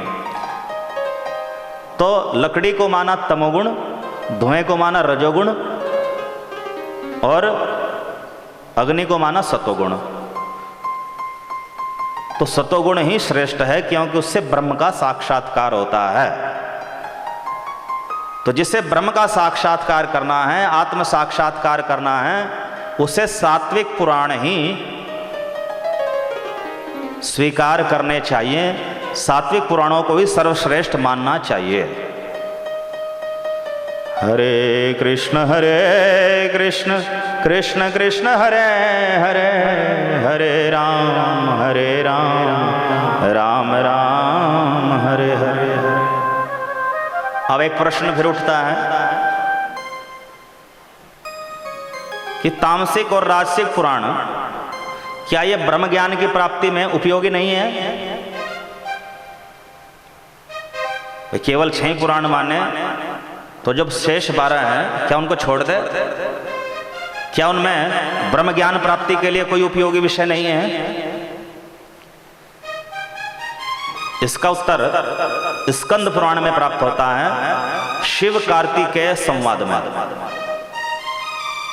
शिवजी ने कार्तिकेय से कहा, शिव शास्त्रेषु तद्ग्राह्यं भगवत शास्त्र योगी यत् परमो विष्णुरैवैकस्तज ज्ञानम मोक्ष साधनम शास्त्राणाम निर्णयस्त्वेष तदन्यन मोहनायहि। हे षण्मुख, हे कार्तिकेय, शिव शास्त्रेषु तद्ग्राह्यम भगवत शास्त्र योगी यत्। भगवत शास्त्र अर्थात सात्विक पुराण, जो विष्णु की महिमा प्रतिपादन करने वाले शास्त्र हैं उन्हें कहते हैं भगवत शास्त्र। भगवत शास्त्र और शिव शास्त्रेषु 6 तामसिक पुराण जो है वो शिव शास्त्र हैं। तो कहते हैं कि 6 तामसिक पुराणों में जो जो विषय 6 सात्विक पुराणों के अनुकूल है उसको तामसिक पुराणों में से भी स्वीकार कर लेना चाहिए। और 6 तामसिक पुराणों में जो जो विषय 6 सात्विक पुराणों के प्रतिकूल है वो छोड़ देने चाहिए, क्योंकि वो भगवत प्राप्ति के लिए नहीं है, वो तो सकाम भाव से वर्णित किए गए हैं, कामनाओं की पूर्ति के लिए है। निष्काम भाव वालों के लिए तो सात्विक पुराण ही श्रेष्ठ है। और तामसिक पुराणों में भी जो जो विषय सात्विक पुराणों के अनुकूल है वो भी श्रेष्ठ है, उनको वहां से ग्रहण कर लेना चाहिए, वो उपयोगी है। तो यही मान्यता राजसिक पुराणों के प्रति रखनी होगी। राजसिक पुराणों में जो ब्रह्मा की महिमा प्रतिपादक हैं या अन्य देवताओं की महिमा के प्रतिपादक हैं, उन राजसिक पुराणों में जो 6 प्रकार के हैं, यदि कोई ऐसा विषय है जो 6 सात्विक पुराणों का पूरक है, उसके अनुकूल है, तो वो प्रमाण रूप में वहां से स्वीकार कर लेना चाहिए, और जो प्रतिकूल है उसे छोड़ देना चाहिए। इसी प्रकार जो स्मृति हैं, धर्मशास्त्र हैं 20 प्रकार के, उनमें भी यही व्यवस्था लागू होती है इसी तरह से। और आगम शास्त्र जो पंचरात्र आदि हैं उनमें भी यही व्यवस्था लागू होती है। परमो विष्णुरैवैकस्तज ज्ञानम मोक्ष साधनम। हे कार्तिकेय, समस्त देवों में विष्णु ही परम है, इसलिए विष्णु का ज्ञान ही मोक्ष का साधन है। तो मोक्ष प्राप्त करने वालों को तो सात्विक पुराण ही स्वीकार करने हैं, और दूसरे पुराणों में, दूसरे शास्त्रों में जो सात्विक पुराणों के अनुकूल लिखा है वो प्रमाण है, उसको स्वीकार करना है। शेष विषय स्वीकार नहीं करना है, किंतु प्रमाण सभी है। ऐसा नहीं है कि वो प्रमाण नहीं है, प्रमाण तामसिक पुराण भी है, राजसिक पुराण भी है। अंतर इतना है कि उनमें बहुत थोड़ा ही विषय ऐसा है जो मोक्ष का साधन स्वरूप है। शेष विषय तो सकाम भाव से लिखा गया, कामनाओं की पूर्ति के लिए। और कामनाओं की पूर्ति जिस प्रकरण में बताई गई हो वहां पर अतिशयोक्ति होती है, महिमा को बढ़ा चढ़ा करके लिखा जाता है, इसलिए उसमें वास्तविकता नहीं रहती है। तो वास्तविकता मोक्ष शास्त्रों में है, सात्विक शास्त्रों में है। हरे कृष्ण कृष्ण कृष्ण कृष्ण हरे हरे, हरे राम राम राम हरे हरे हरे। शास्त्राणाम निर्णयस्त्वेष तदन्यन मोहनायहि।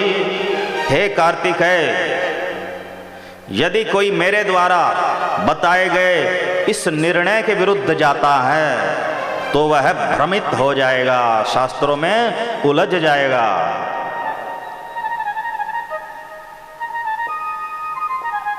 तो यही निर्णय स्वीकार करना है, अर्थात मोक्ष साधन स्वरूप 6 सात्विक पुराणी श्रेष्ठ प्रमाण हैं, और उनके अनुकूल जिस किसी भी शास्त्र में बात लिखी है वो सब प्रमाण है, उसको स्वीकार कर लो। और जो प्रतिकूल है उसको छोड़ना होगा, क्योंकि वो मोक्ष के लिए नहीं है। भगवान की जानकारी के लिए नहीं है, वो कामनाओं की पूर्ति के लिए है। और कामनाओं की पूर्ति के मामले में अतिशयोक्ति होती है, इष्ट देवों की अतिशयोक्ति की जाती है, बढ़ा चढ़ा करके महिमा लिखी जाती है। अब प्रश्न उठता है कि सात्विक पुराण तो 6 हैं, इन 6 सात्विक पुराणों में कोई तारतम्य है या नहीं? इनमें भी कोई श्रेष्ठ या कोई कम श्रेष्ठ है या सब बराबर है?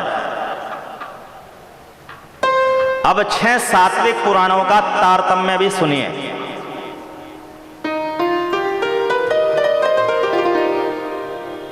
विश्व गुरु श्रील जीव गोस्वामी पाद जी, जो कि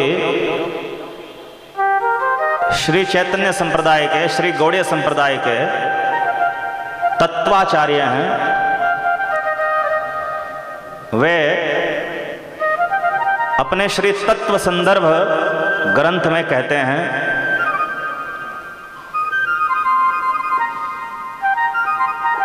कि इन 6 सात्विक पुराणों में भी कोई एक पुराण सर्वश्रेष्ठ है, और जो पुराण सर्वश्रेष्ठ है उसके 5 लक्षण हैं, 5 विशेषता है। तो 6 सात्विक पुराणों में जिस पुराण में 5 विशेषताएं पाई जाएगी वो सर्वश्रेष्ठ पुराण माना जाएगा। पहली विशेषता कि उस सर्वश्रेष्ठ पुराण में पुराणों के 10 लक्षण होने चाहिए। सभी पुराणों में 10 लक्षण होते हैं, तो पुराणों के 10 लक्षण उस सर्वश्रेष्ठ पुराण में भी होने चाहिए।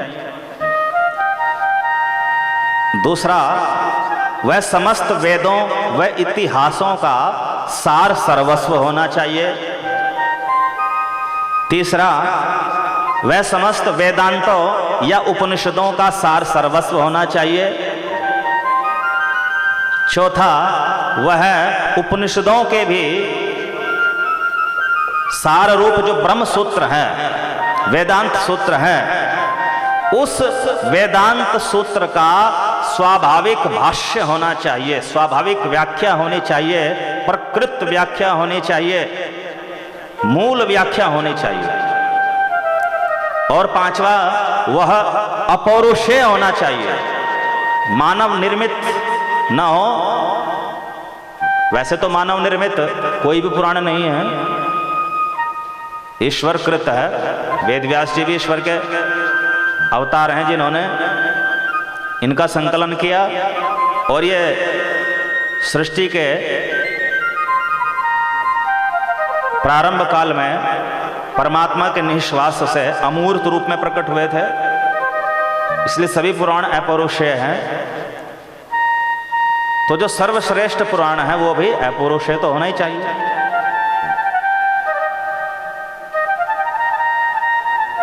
तो अब पहला लक्षण, पहली विशेषता कि पुराणों में जो 10 लक्षण हैं वो सर्वश्रेष्ठ पुराण में भी हो। और 10 लक्षण कौन से हैं? अत्र सर्गो विसर्गश्च स्थानम पोषणमूतयः मन्वन्तरेशानुकथा निरोधो मुक्तिराश्रयः। श्रीमद् भागवत 2:10-1 पुराणों के 10 लक्षण बताए गए हैं। पहला, सर्ग। ब्रह्मा जी के जन्म से पहले की जो सृष्टि है उसे सर्ग सृष्टि कहते हैं। विसर्ग, ब्रह्मा जी ने जो सृष्टि रची वो विसर्ग सृष्टि है। स्थानम, लोकों की स्थिति, ब्रह्मांड में जो लोकों की स्थिति है वो स्थान है। पोषणम, भगवान विष्णु का जो पोषण भाव है, पालन भाव है, वो पोषण है। ऊतयः कर्म स्पृहा, कर्म करने की चाह, सुप्त इच्छा, उसे कहते हैं ऊती। मनवंतरे, और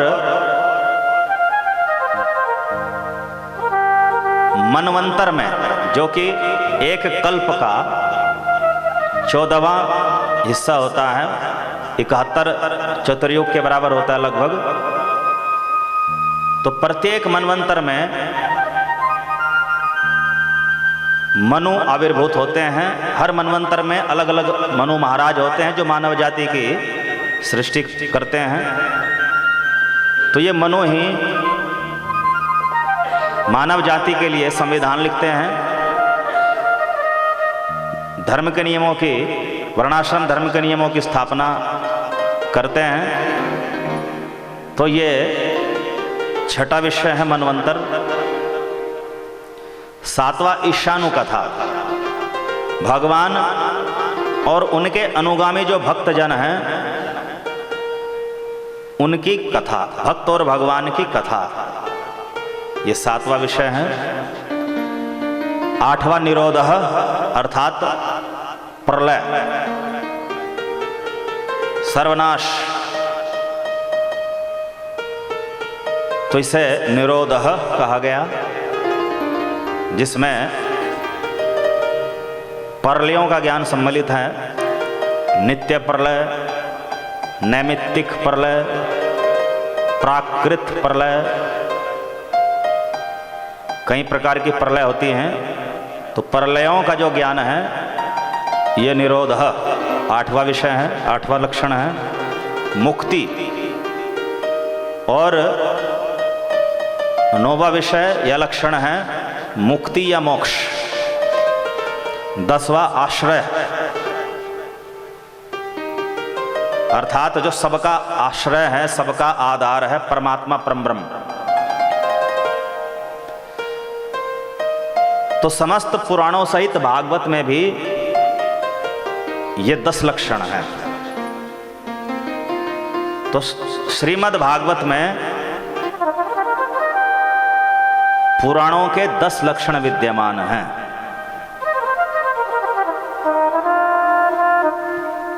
इसलिए श्रीमद् भागवत सर्वश्रेष्ठ पुराण है। इन 10 लक्षणों में भी जो सर्वश्रेष्ठ है वो 10वां है आश्रयः। स आश्रयः परम ब्रह्म परमात्मेति शब्दते। परम ब्रह्म परमात्मा को ही आश्रय तत्व कहा जाता है। जो सबका आधार है, सर्वाधार है, वो परम ब्रह्म परमात्मा ही आश्रय तत्व है। तो ये पुराणों का विशेषता भागवत का सर्वश्रेष्ठ लक्षण है। तो पुराणों के 10 लक्षण भागवत में है, इसलिए भागवत सर्वश्रेष्ठ पुराण है। दूसरा, जो श्रीमद् भागवत है ये समस्त इतिहासों का और वेदों का सार सर्वस्व है। ऐसा भागवत 1:3:41 नंबर श्लोक में लिखा है। तदिदं ग्रहयामास सुतमात्मवतां वरम सर्ववेदेतिहासानां सारम सारम समुद्रतम। श्री वेदव्यास जी ने आत्मज्ञानियों में श्रेष्ठ अपने पुत्र श्री सुखदेव जी को समस्त वेदों व इतिहासों का सार संग्रह करके श्रीमद् भागवत जो तैयार हुआ वो श्रीमद् भागवत को सुनाया, ग्रहण कराया। तो श्रीमद् भागवत महापुराण को कहा है श्री सूत जी ने सर्ववेद इतिहासानाम सारम सारम। ये समस्त वेद और इतिहासों का, महाभारत और रामायण इतिहास है। और वेद 4 वेद भी आ गए और सभी 17 पुराण भी वेद ही हैं, इसलिए सर्ववेदे कहा। सर्ववेदे इतिहासानाम सारम सारम समुद्रतम। 4 वेद 17 पुराण, महाभारत, रामायण, इन समस्त का जो सार है वो वेद व्यास जी ने श्री सुखदेव जी को सुनाया। और सुखदेव जी को क्या सुनाया?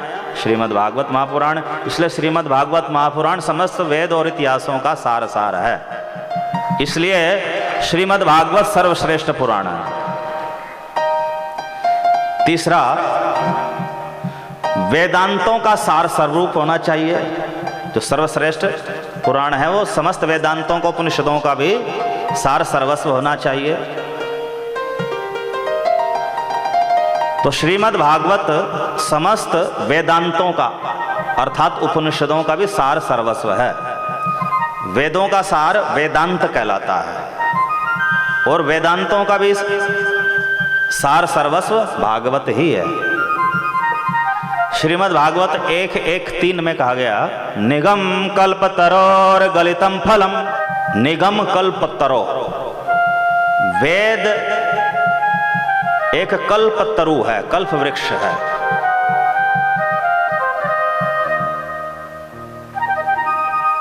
और वेद में 5 वेद आते हैं जिसमें इतिहास पुराण भी हैं। तो इसलिए वेद रूपी जो कल्प वृक्ष है उसका गलितम फलम, उसका पका हुआ फल कौन है? श्रीमद् भागवत महापुराण। तो जैसे वृक्ष का सार उसके पके हुए फल में आ जाता है, वैसे ही समस्त वेदों का, उपनिषदों का सार श्रीमद् भागवत में है। ये पका हुआ फल है। वेदांत तो वेदों का कच्चा फल है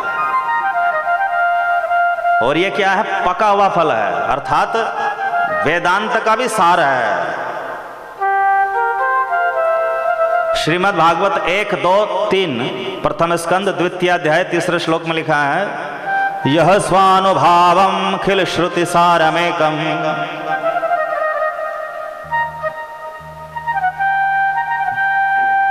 श्री सुखदेव जी ने अखिल श्रुति सारम एकम, अखिल श्रुति, अखिल वेद और वेदांतों का जो सार स्वरूप है श्रीमद् भागवत महापुराण, वो अपने अनुभव से परीक्षित को सुनाया। अर्थात श्रीमद् भागवत वेद वेदांतों का सार है। ऐसे भागवत 12-13-15 में लिखा है, सर्व वेदांत सारम ही श्री भागवत मिष्यते तदरसामृत तृप्तस्य नान्यत्र शादरति हि क्वचित। सर्व वेदांत सारम ही श्री भागवत मिष्यते, निश्चय ही ये श्रीमद् भागवत समस्त वेदांतों का सार है, समस्त उपनिषदों का सार है। तो क्योंकि ये समस्त वेदांतों का सार है, इसलिए श्रीमद् भागवत ही सर्वश्रेष्ठ पुराण है। और सर्वश्रेष्ठ पुराण में चौथी विशेषता क्या होनी चाहिए? वह ब्रह्म सूत्र का स्वाभाविक भाष्य होना चाहिए। महर्षि वेद व्यास जी ने षड दर्शनों में सर्वश्रेष्ठ दर्शन लिखा, वेदांत दर्शन।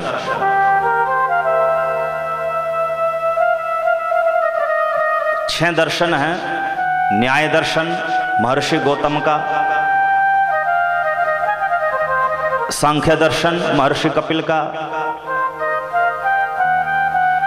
वैशेषिक दर्शन महर्षि कणाद का, योग दर्शन महर्षि पतंजलि का,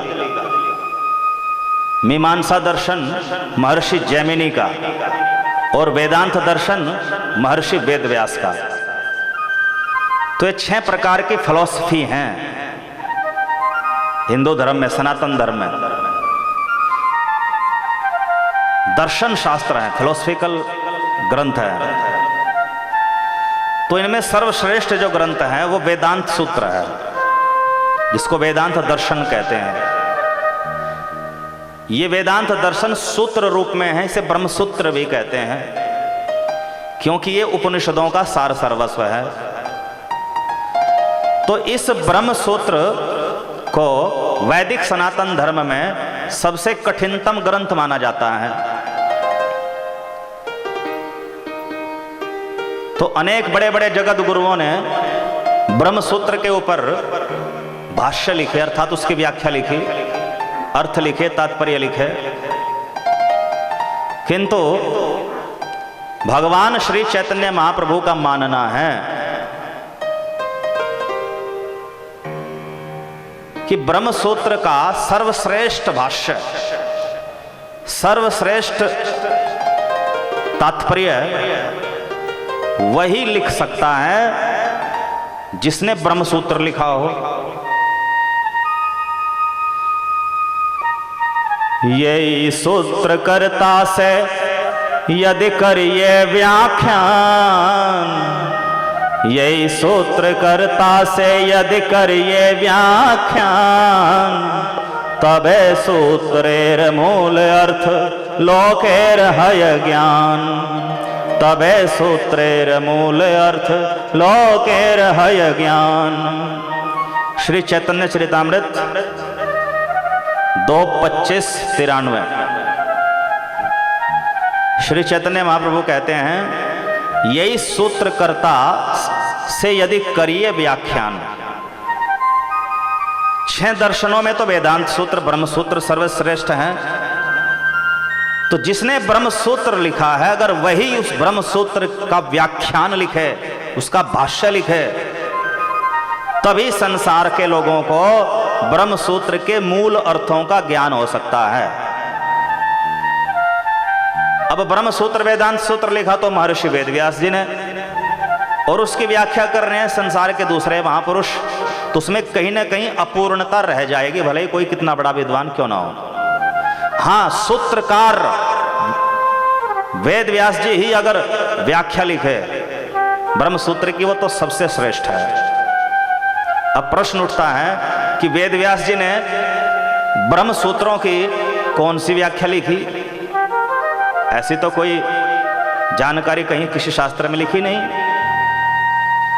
कि वेदव्यास जी ने भी कोई ब्रह्म सूत्र का, वेदांत सूत्र का भाष्य लिखा हो।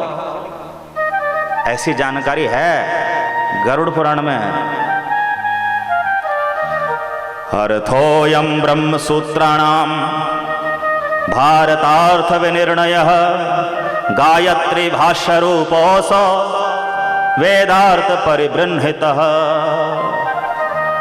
गरुड़ पुराण जो सात्विक पुराण है वो कहता है अर्थोऽयं ब्रह्म सूत्राणाम, ये श्रीमद् भागवत ही ब्रह्म सूत्रों का अर्थ है जो महर्षि वेदव्यास कृत है।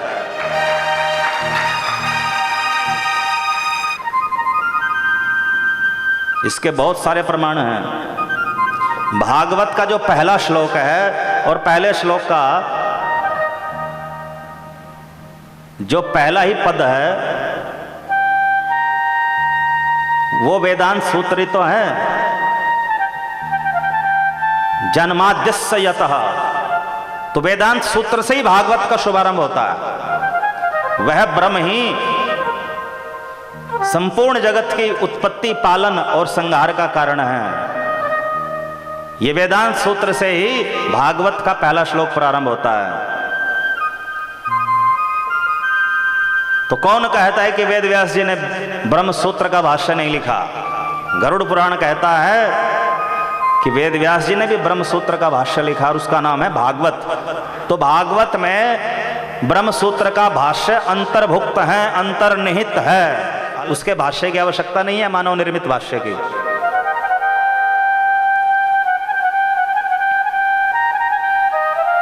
भारतार्थ विनिर्णयः, कि महाभारत के अर्थों का निर्णायक भी भागवत ही है।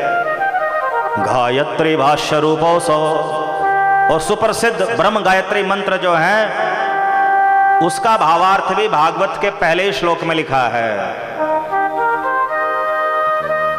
वेदार्थ परिबृंहितः, और वेदों के तात्पर्य का संवर्धित स्वरूप है भागवत। वेदों का जो तात्पर्य है उस तात्पर्य का संवर्धित, बढ़ा हुआ, व्याख्यायित स्वरूप है भागवत। तो जो भागवत पढ़ लेगा, भागवत समझ लेगा, तो वेदों का तात्पर्य भी स्वतः ज्ञात हो जाएगा, महाभारत के अर्थों का निर्णय भी हो जाएगा, और महाभारत में गीता है तो गीता के अर्थों का निर्णय भी भागवत से ही हो जाएगा। गायत्री मंत्र का वास्तविक अर्थ क्या है वो भी भागवत के प्रथम श्लोक से ज्ञात हो जाएगा। और ब्रह्म सूत्र जो वेदांत सूत्र, वेदांत दर्शन है 6 दर्शनों में सर्वश्रेष्ठ, उसका अर्थ भी भागवत से ज्ञात हो जाएगा।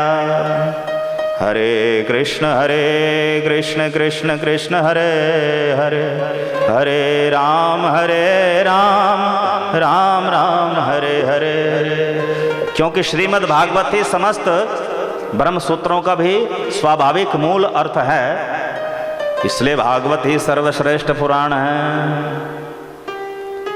5वां लक्षण, सर्वश्रेष्ठ पुराण को अपौरुषेय होना चाहिए, साक्षात ईश्वर परमेश्वर द्वारा सुनाया गया होना चाहिए।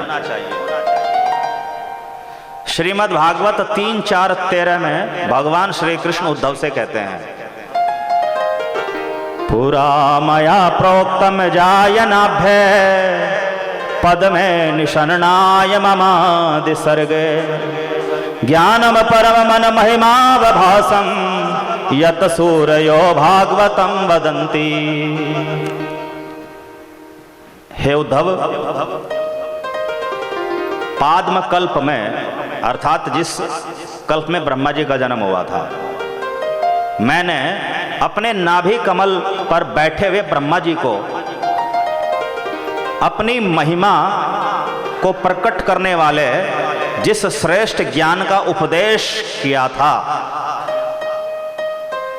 और जिसे विद्वान लोग भागवत कहते हैं, वही भागवत मैं तुम्हें सुनाता हूं।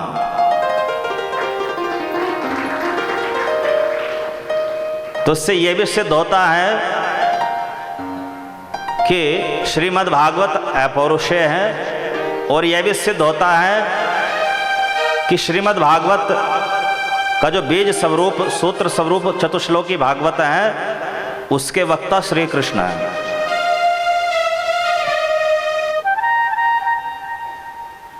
भगवान श्री कृष्ण उद्धव जी को ऐसा कह रहे हैं कि मैं तुम्हें जो प्रदान कर रहा हूं ज्ञान, इसे विद्वान लोग भागवत कहते हैं, और ये भागवत में कोई पहली बार नहीं सुना रहा तुमसे।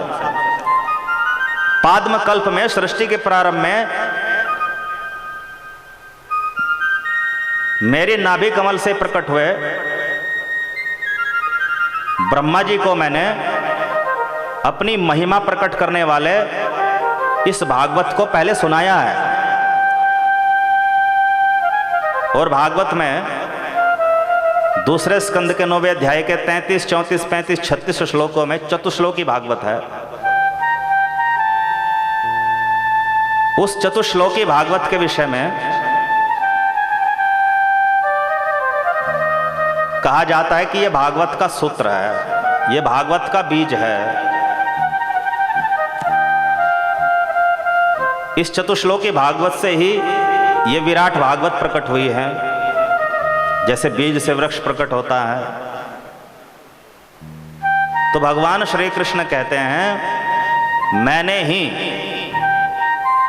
मया प्रोक्तम, मेरे द्वारा प्रोक्त है भागवत, मैंने सुनाया है। अजाय नाभ्य पद्मे निषण्णाय ममादि सर्ग, जब ब्रह्मा जी मेरे नाभि कमल से प्रकट हुआ तब। अब ब्रह्मा जी तो भगवान गर्भोदकशाही विष्णु के नाभि कमल से प्रकट हुए हैं। श्री कृष्ण कह रहे हैं कि ब्रह्मा जी मेरे नाभि कमल से प्रकट हुए हैं। ऐसा इसलिए कह रहे हैं क्योंकि गर्भोदकशाही विष्णु भगवान श्री कृष्ण के अंतर्भुक्त हैं, अंतर्निहित है। श्री कृष्ण में ही विष्णु सन्निहित है, अंतर्निहित है। श्री कृष्ण स्वयं भगवान है और विष्णु जी परमात्मा है, तो परमात्मा स्वयं भगवान में ही अंतर्निहित है। तो परमात्मा की नाभि से ब्रह्मा जी का जन्म हुआ, तो ब्रह्मा जी को जो उपदेश दिया है वो श्री कृष्ण कह रहे मया प्रोक्तम, मैंने दिया है, और जो मैंने ब्रह्मा जी को दिया था वो उद्धव तुम्हें दे रहा हूं। अर्थात चतुश्लोकी भागवत के मूल वक्ता श्री कृष्ण है। और श्री कृष्ण को भागवत में सर्वत्र स्वयं भगवान परमेश्वर कहा गया है। तो श्रीमद् भागवत भगवान के मुखारविंद से, परमात्मा के मुखारविंद से उच्चरित होने के कारण, कथित होने के कारण ये अपौरुषेय शास्त्र है। इसलिए श्रीमद् भागवत सर्वश्रेष्ठ पुराण है। हरे कृष्ण कृष्ण कृष्ण हरे हरे, हरे राम राम राम हरे हरे हरे। श्रीमद् भागवत 12, 13, 19 इस श्लोक में कहा गया है, कस्मै येन विभासितो यमतुलो ज्ञान प्रदीपः पुरा तदरूपेण च नारदाय मुनिये कृष्णाय तदरूपिणा योगीन्द्राय तदात्मनात् भगवदराताय कर्ण्यतः तच्छुद्धं विमलं विशोकममृतं सत्यं परं धीमहि।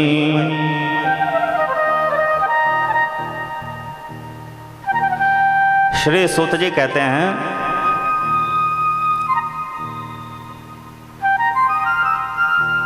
सत्यम परम धीमहि। हम उन परम सत्य परमेश्वर का ध्यान करते हैं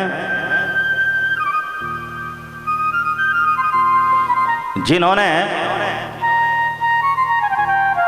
सृष्टि के प्रारंभ में ब्रह्मा जी को यह श्रीमद् भागवत सुनाया। कस्मै येन विभासितोऽयम् अतुलो ज्ञान प्रदीपः पुरा। प्राचीन काल में, पूरा प्राचीन काल में ज्ञान प्रदीपः, ये ज्ञान का जो दीपक है श्रीमद् भागवत, ये परम सत्य परमेश्वर ने, श्री कृष्ण ने ब्रह्मा जी को सुनाया था। कस्मै, ब्रह्मा जी को। और ब्रह्मा जी ने इसे नारद जी को सुनाया। नारद जी ने वेद व्यास जी को सुनाया। वेद व्यास जी ने श्री सुखदेव जी को सुनाया। और श्री सुखदेव जी ने श्री परीक्षित को सुनाया। तो ये जो ज्ञान का अतुल्य दीपक स्वरूप भागवत है, ये परम सत्य परमेश्वर स्वयं भगवान ने ही सुनाया था चतुश्लोकी भागवत रूप में। और उन्हीं परम सत्य परमेश्वर का इसमें निरूपण हुआ है। किन परमेश्वर का? तच्छुद्धम, जो परमेश्वर शुद्ध है, अर्थात 3 गुणों से परे हैं। विशोकम, शोक मोह भय आदि से परे हैं। अमृतम, अविनाशी है। उन परमेश्वर श्री कृष्ण का ही स्वरूप भागवत में वर्णित है। उन परमेश्वर श्री कृष्ण का प्रतिपादक है भागवत।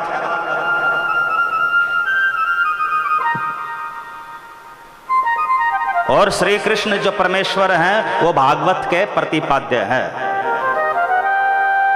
परम सत्य श्री कृष्ण और भागवत में वाच्य वाचकता संबंध है।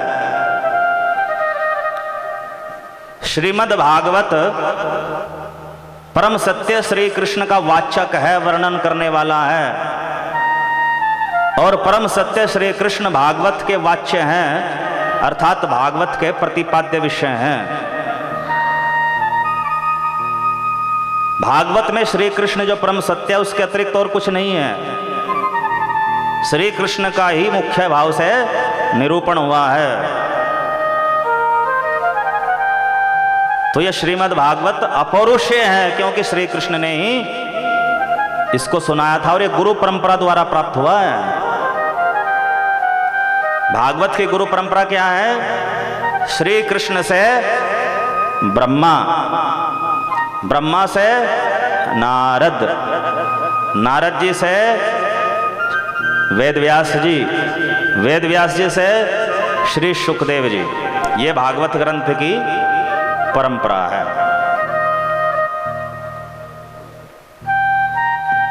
तो इस प्रकार सिद्ध होता है कि श्रीमद् भागवत सर्वश्रेष्ठ सात्विक पुराण है। समस्त पुराणों में भागवत ही सर्वश्रेष्ठ है।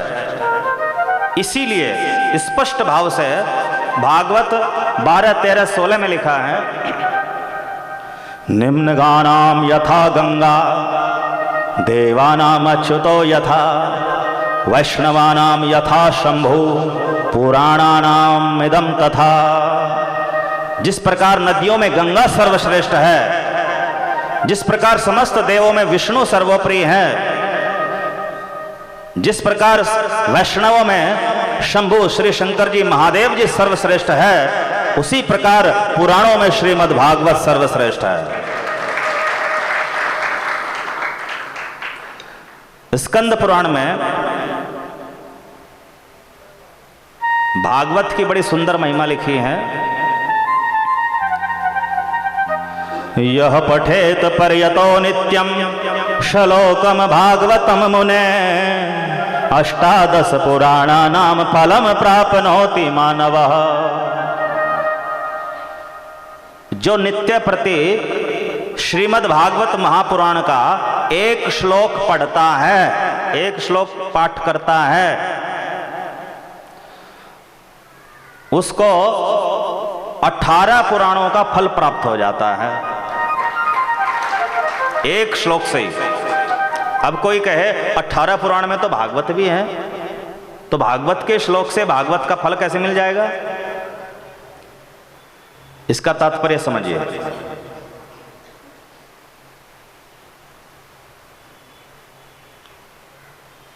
महर्षि वेदव्यास जी ने पहले जो 18 पुराण लिखे थे,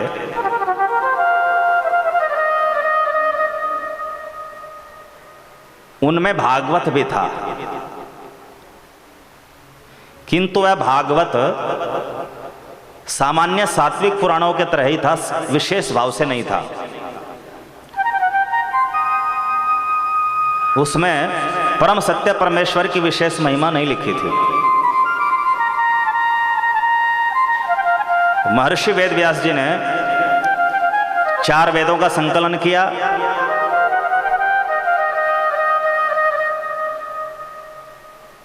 पुराणों का संकलन किया, 18 पुराणों का।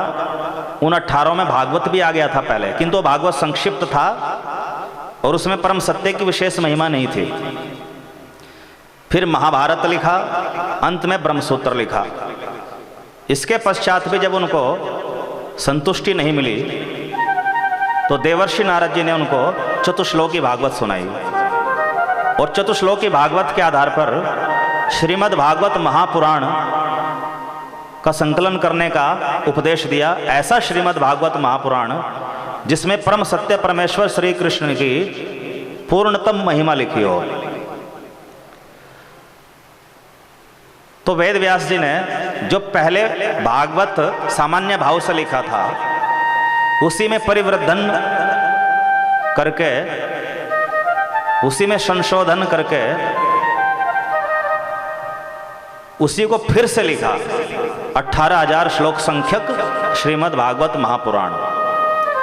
और इसके लिखने से वेद व्यास जी को पूर्ण संतुष्टि हुई, दूसरे किसी ग्रंथ से पूर्ण संतुष्टि नहीं हुई थी। तो वेद व्यास जी ने भागवत 2 बार लिखा। पहली बार 18 पुराणों के साथ लिखा था सामान्य रूप से, और दूसरी बार ब्रह्म सूत्र के वेदांत सूत्र के बाद लिखा विशेष रूप से। तो जो विशेष रूप से भागवत लिखा वो इस समय उपलब्ध है, और जो सामान्य रूप से पहले लिखा था उसको वेद व्यास जी ने इसी के अंतर्भुक्त कर दिया था। तो उस पहले वाले अर्ध विकसित जो भागवत है उसको मिलाकर के 18 पुराण कहा गया स्कंद पुराण में। और इस ये जो बाद वाला भागवत है, संपूर्ण भागवत, पूर्ण विकसित भागवत, इस भागवत के एक श्लोक से 18 पुराणों का फल मिलता है। किंतु 18वां पुराण अलग से उपलब्ध नहीं है। अब इसका तात्पर्य होगा कि श्रीमद् भागवत के एक श्लोक के प्रतिदिन पाठ करने से प्रतिदिन 17 पुराणों का फल प्राप्त होता है, यह निर्णय हुआ। अब सोचिए, भागवत का एक श्लोक और 17 पुराण तो लाखों श्लोकों में है, तो 17 पुराणों का फल भागवत के एक श्लोक से मिलता है। इसलिए भागवत की महिमा सर्वश्रेष्ठ है। और ये बात स्कंद पुराण ने कही, जो तामसिक में गिना जाता है। भागवत पुराण अपनी महिमा नहीं कह रहा है, यहां पर स्कंद पुराण कह रहा है कि भागवत की इतनी महिमा है कि भागवत के एक श्लोक के फल से मेरे सहित जो दूसरे 17 पुराण हैं उनका फल मिल जाता है। इसलिए भागवत की महिमा असमोर्ध्व है, अतुलनीय है। शतशोवत सहस्रश्च किमन्यः शास्त्र संग्रह न यस्य तिष्ठे गेहे शास्त्रम भागवतम कलो। कलयुग में सैकड़ों हजारों शास्त्रों का संग्रह करने की क्या जरूरत। शतशोवत सैकड़ों, सहस्रश्च हजारों। कलयुग में सैकड़ों हजारों धर्म शास्त्रों की, वैदिक शास्त्रों की क्या आवश्यकता, उनको इकट्ठा करने की, घर में लाइब्रेरी बनाने की क्या आवश्यकता। न यस्य तिष्ठे गेहे शास्त्रम भागवतम कलो। जिसके घर में कलयुग में भागवत है उसको किसी शास्त्र की आवश्यकता नहीं है।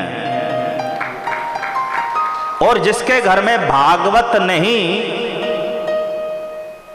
उसको सैकड़ों हजारों शास्त्रों का संग्रह करने से भी क्या लाभ, अर्थात कोई लाभ नहीं। भागवत ही सर्वश्रेष्ठ है। कथम स वैष्णवो ज्ञेयः शास्त्रम भागवतम कलो गृहं न तिष्ठते यस्य स विप्रः स्वपचाधमः। कथम स वैष्णवो ज्ञेयः शास्त्रम भागवतम कलो गृहं न तिष्ठते यस्य। कलयुग में जिसके घर में श्रीमद् भागवत शास्त्र विराजमान नहीं है उसको कैसे वैष्णव माना जाए, अर्थात वो वैष्णव नहीं माना जा सकता, विष्णु भक्त कृष्ण भक्त नहीं माना जा सकता। कलयुग में जिसके घर में भागवत शास्त्र नहीं वो कृष्ण भक्त वैष्णव नहीं। और सविप्रः स्वपचाधमः, अगर वह विप्र है किंतु भागवत घर में नहीं है तो स्वपचाधमः, वह स्वपच से भी निम्न कोटि का है, चंडाल से भी निम्न कोटि का है। अर्थात भागवत से ही विप्र की विप्रता है, भागवत से ही वैष्णव की वैष्णवता है। इसलिए विप्रों का, वैष्णवों का भूषण है ये श्रीमद् भागवत। श्रीमद् भागवत सर्व शास्त्र चक्रवर्ती है, सब शास्त्रों का मुकुटमणि है।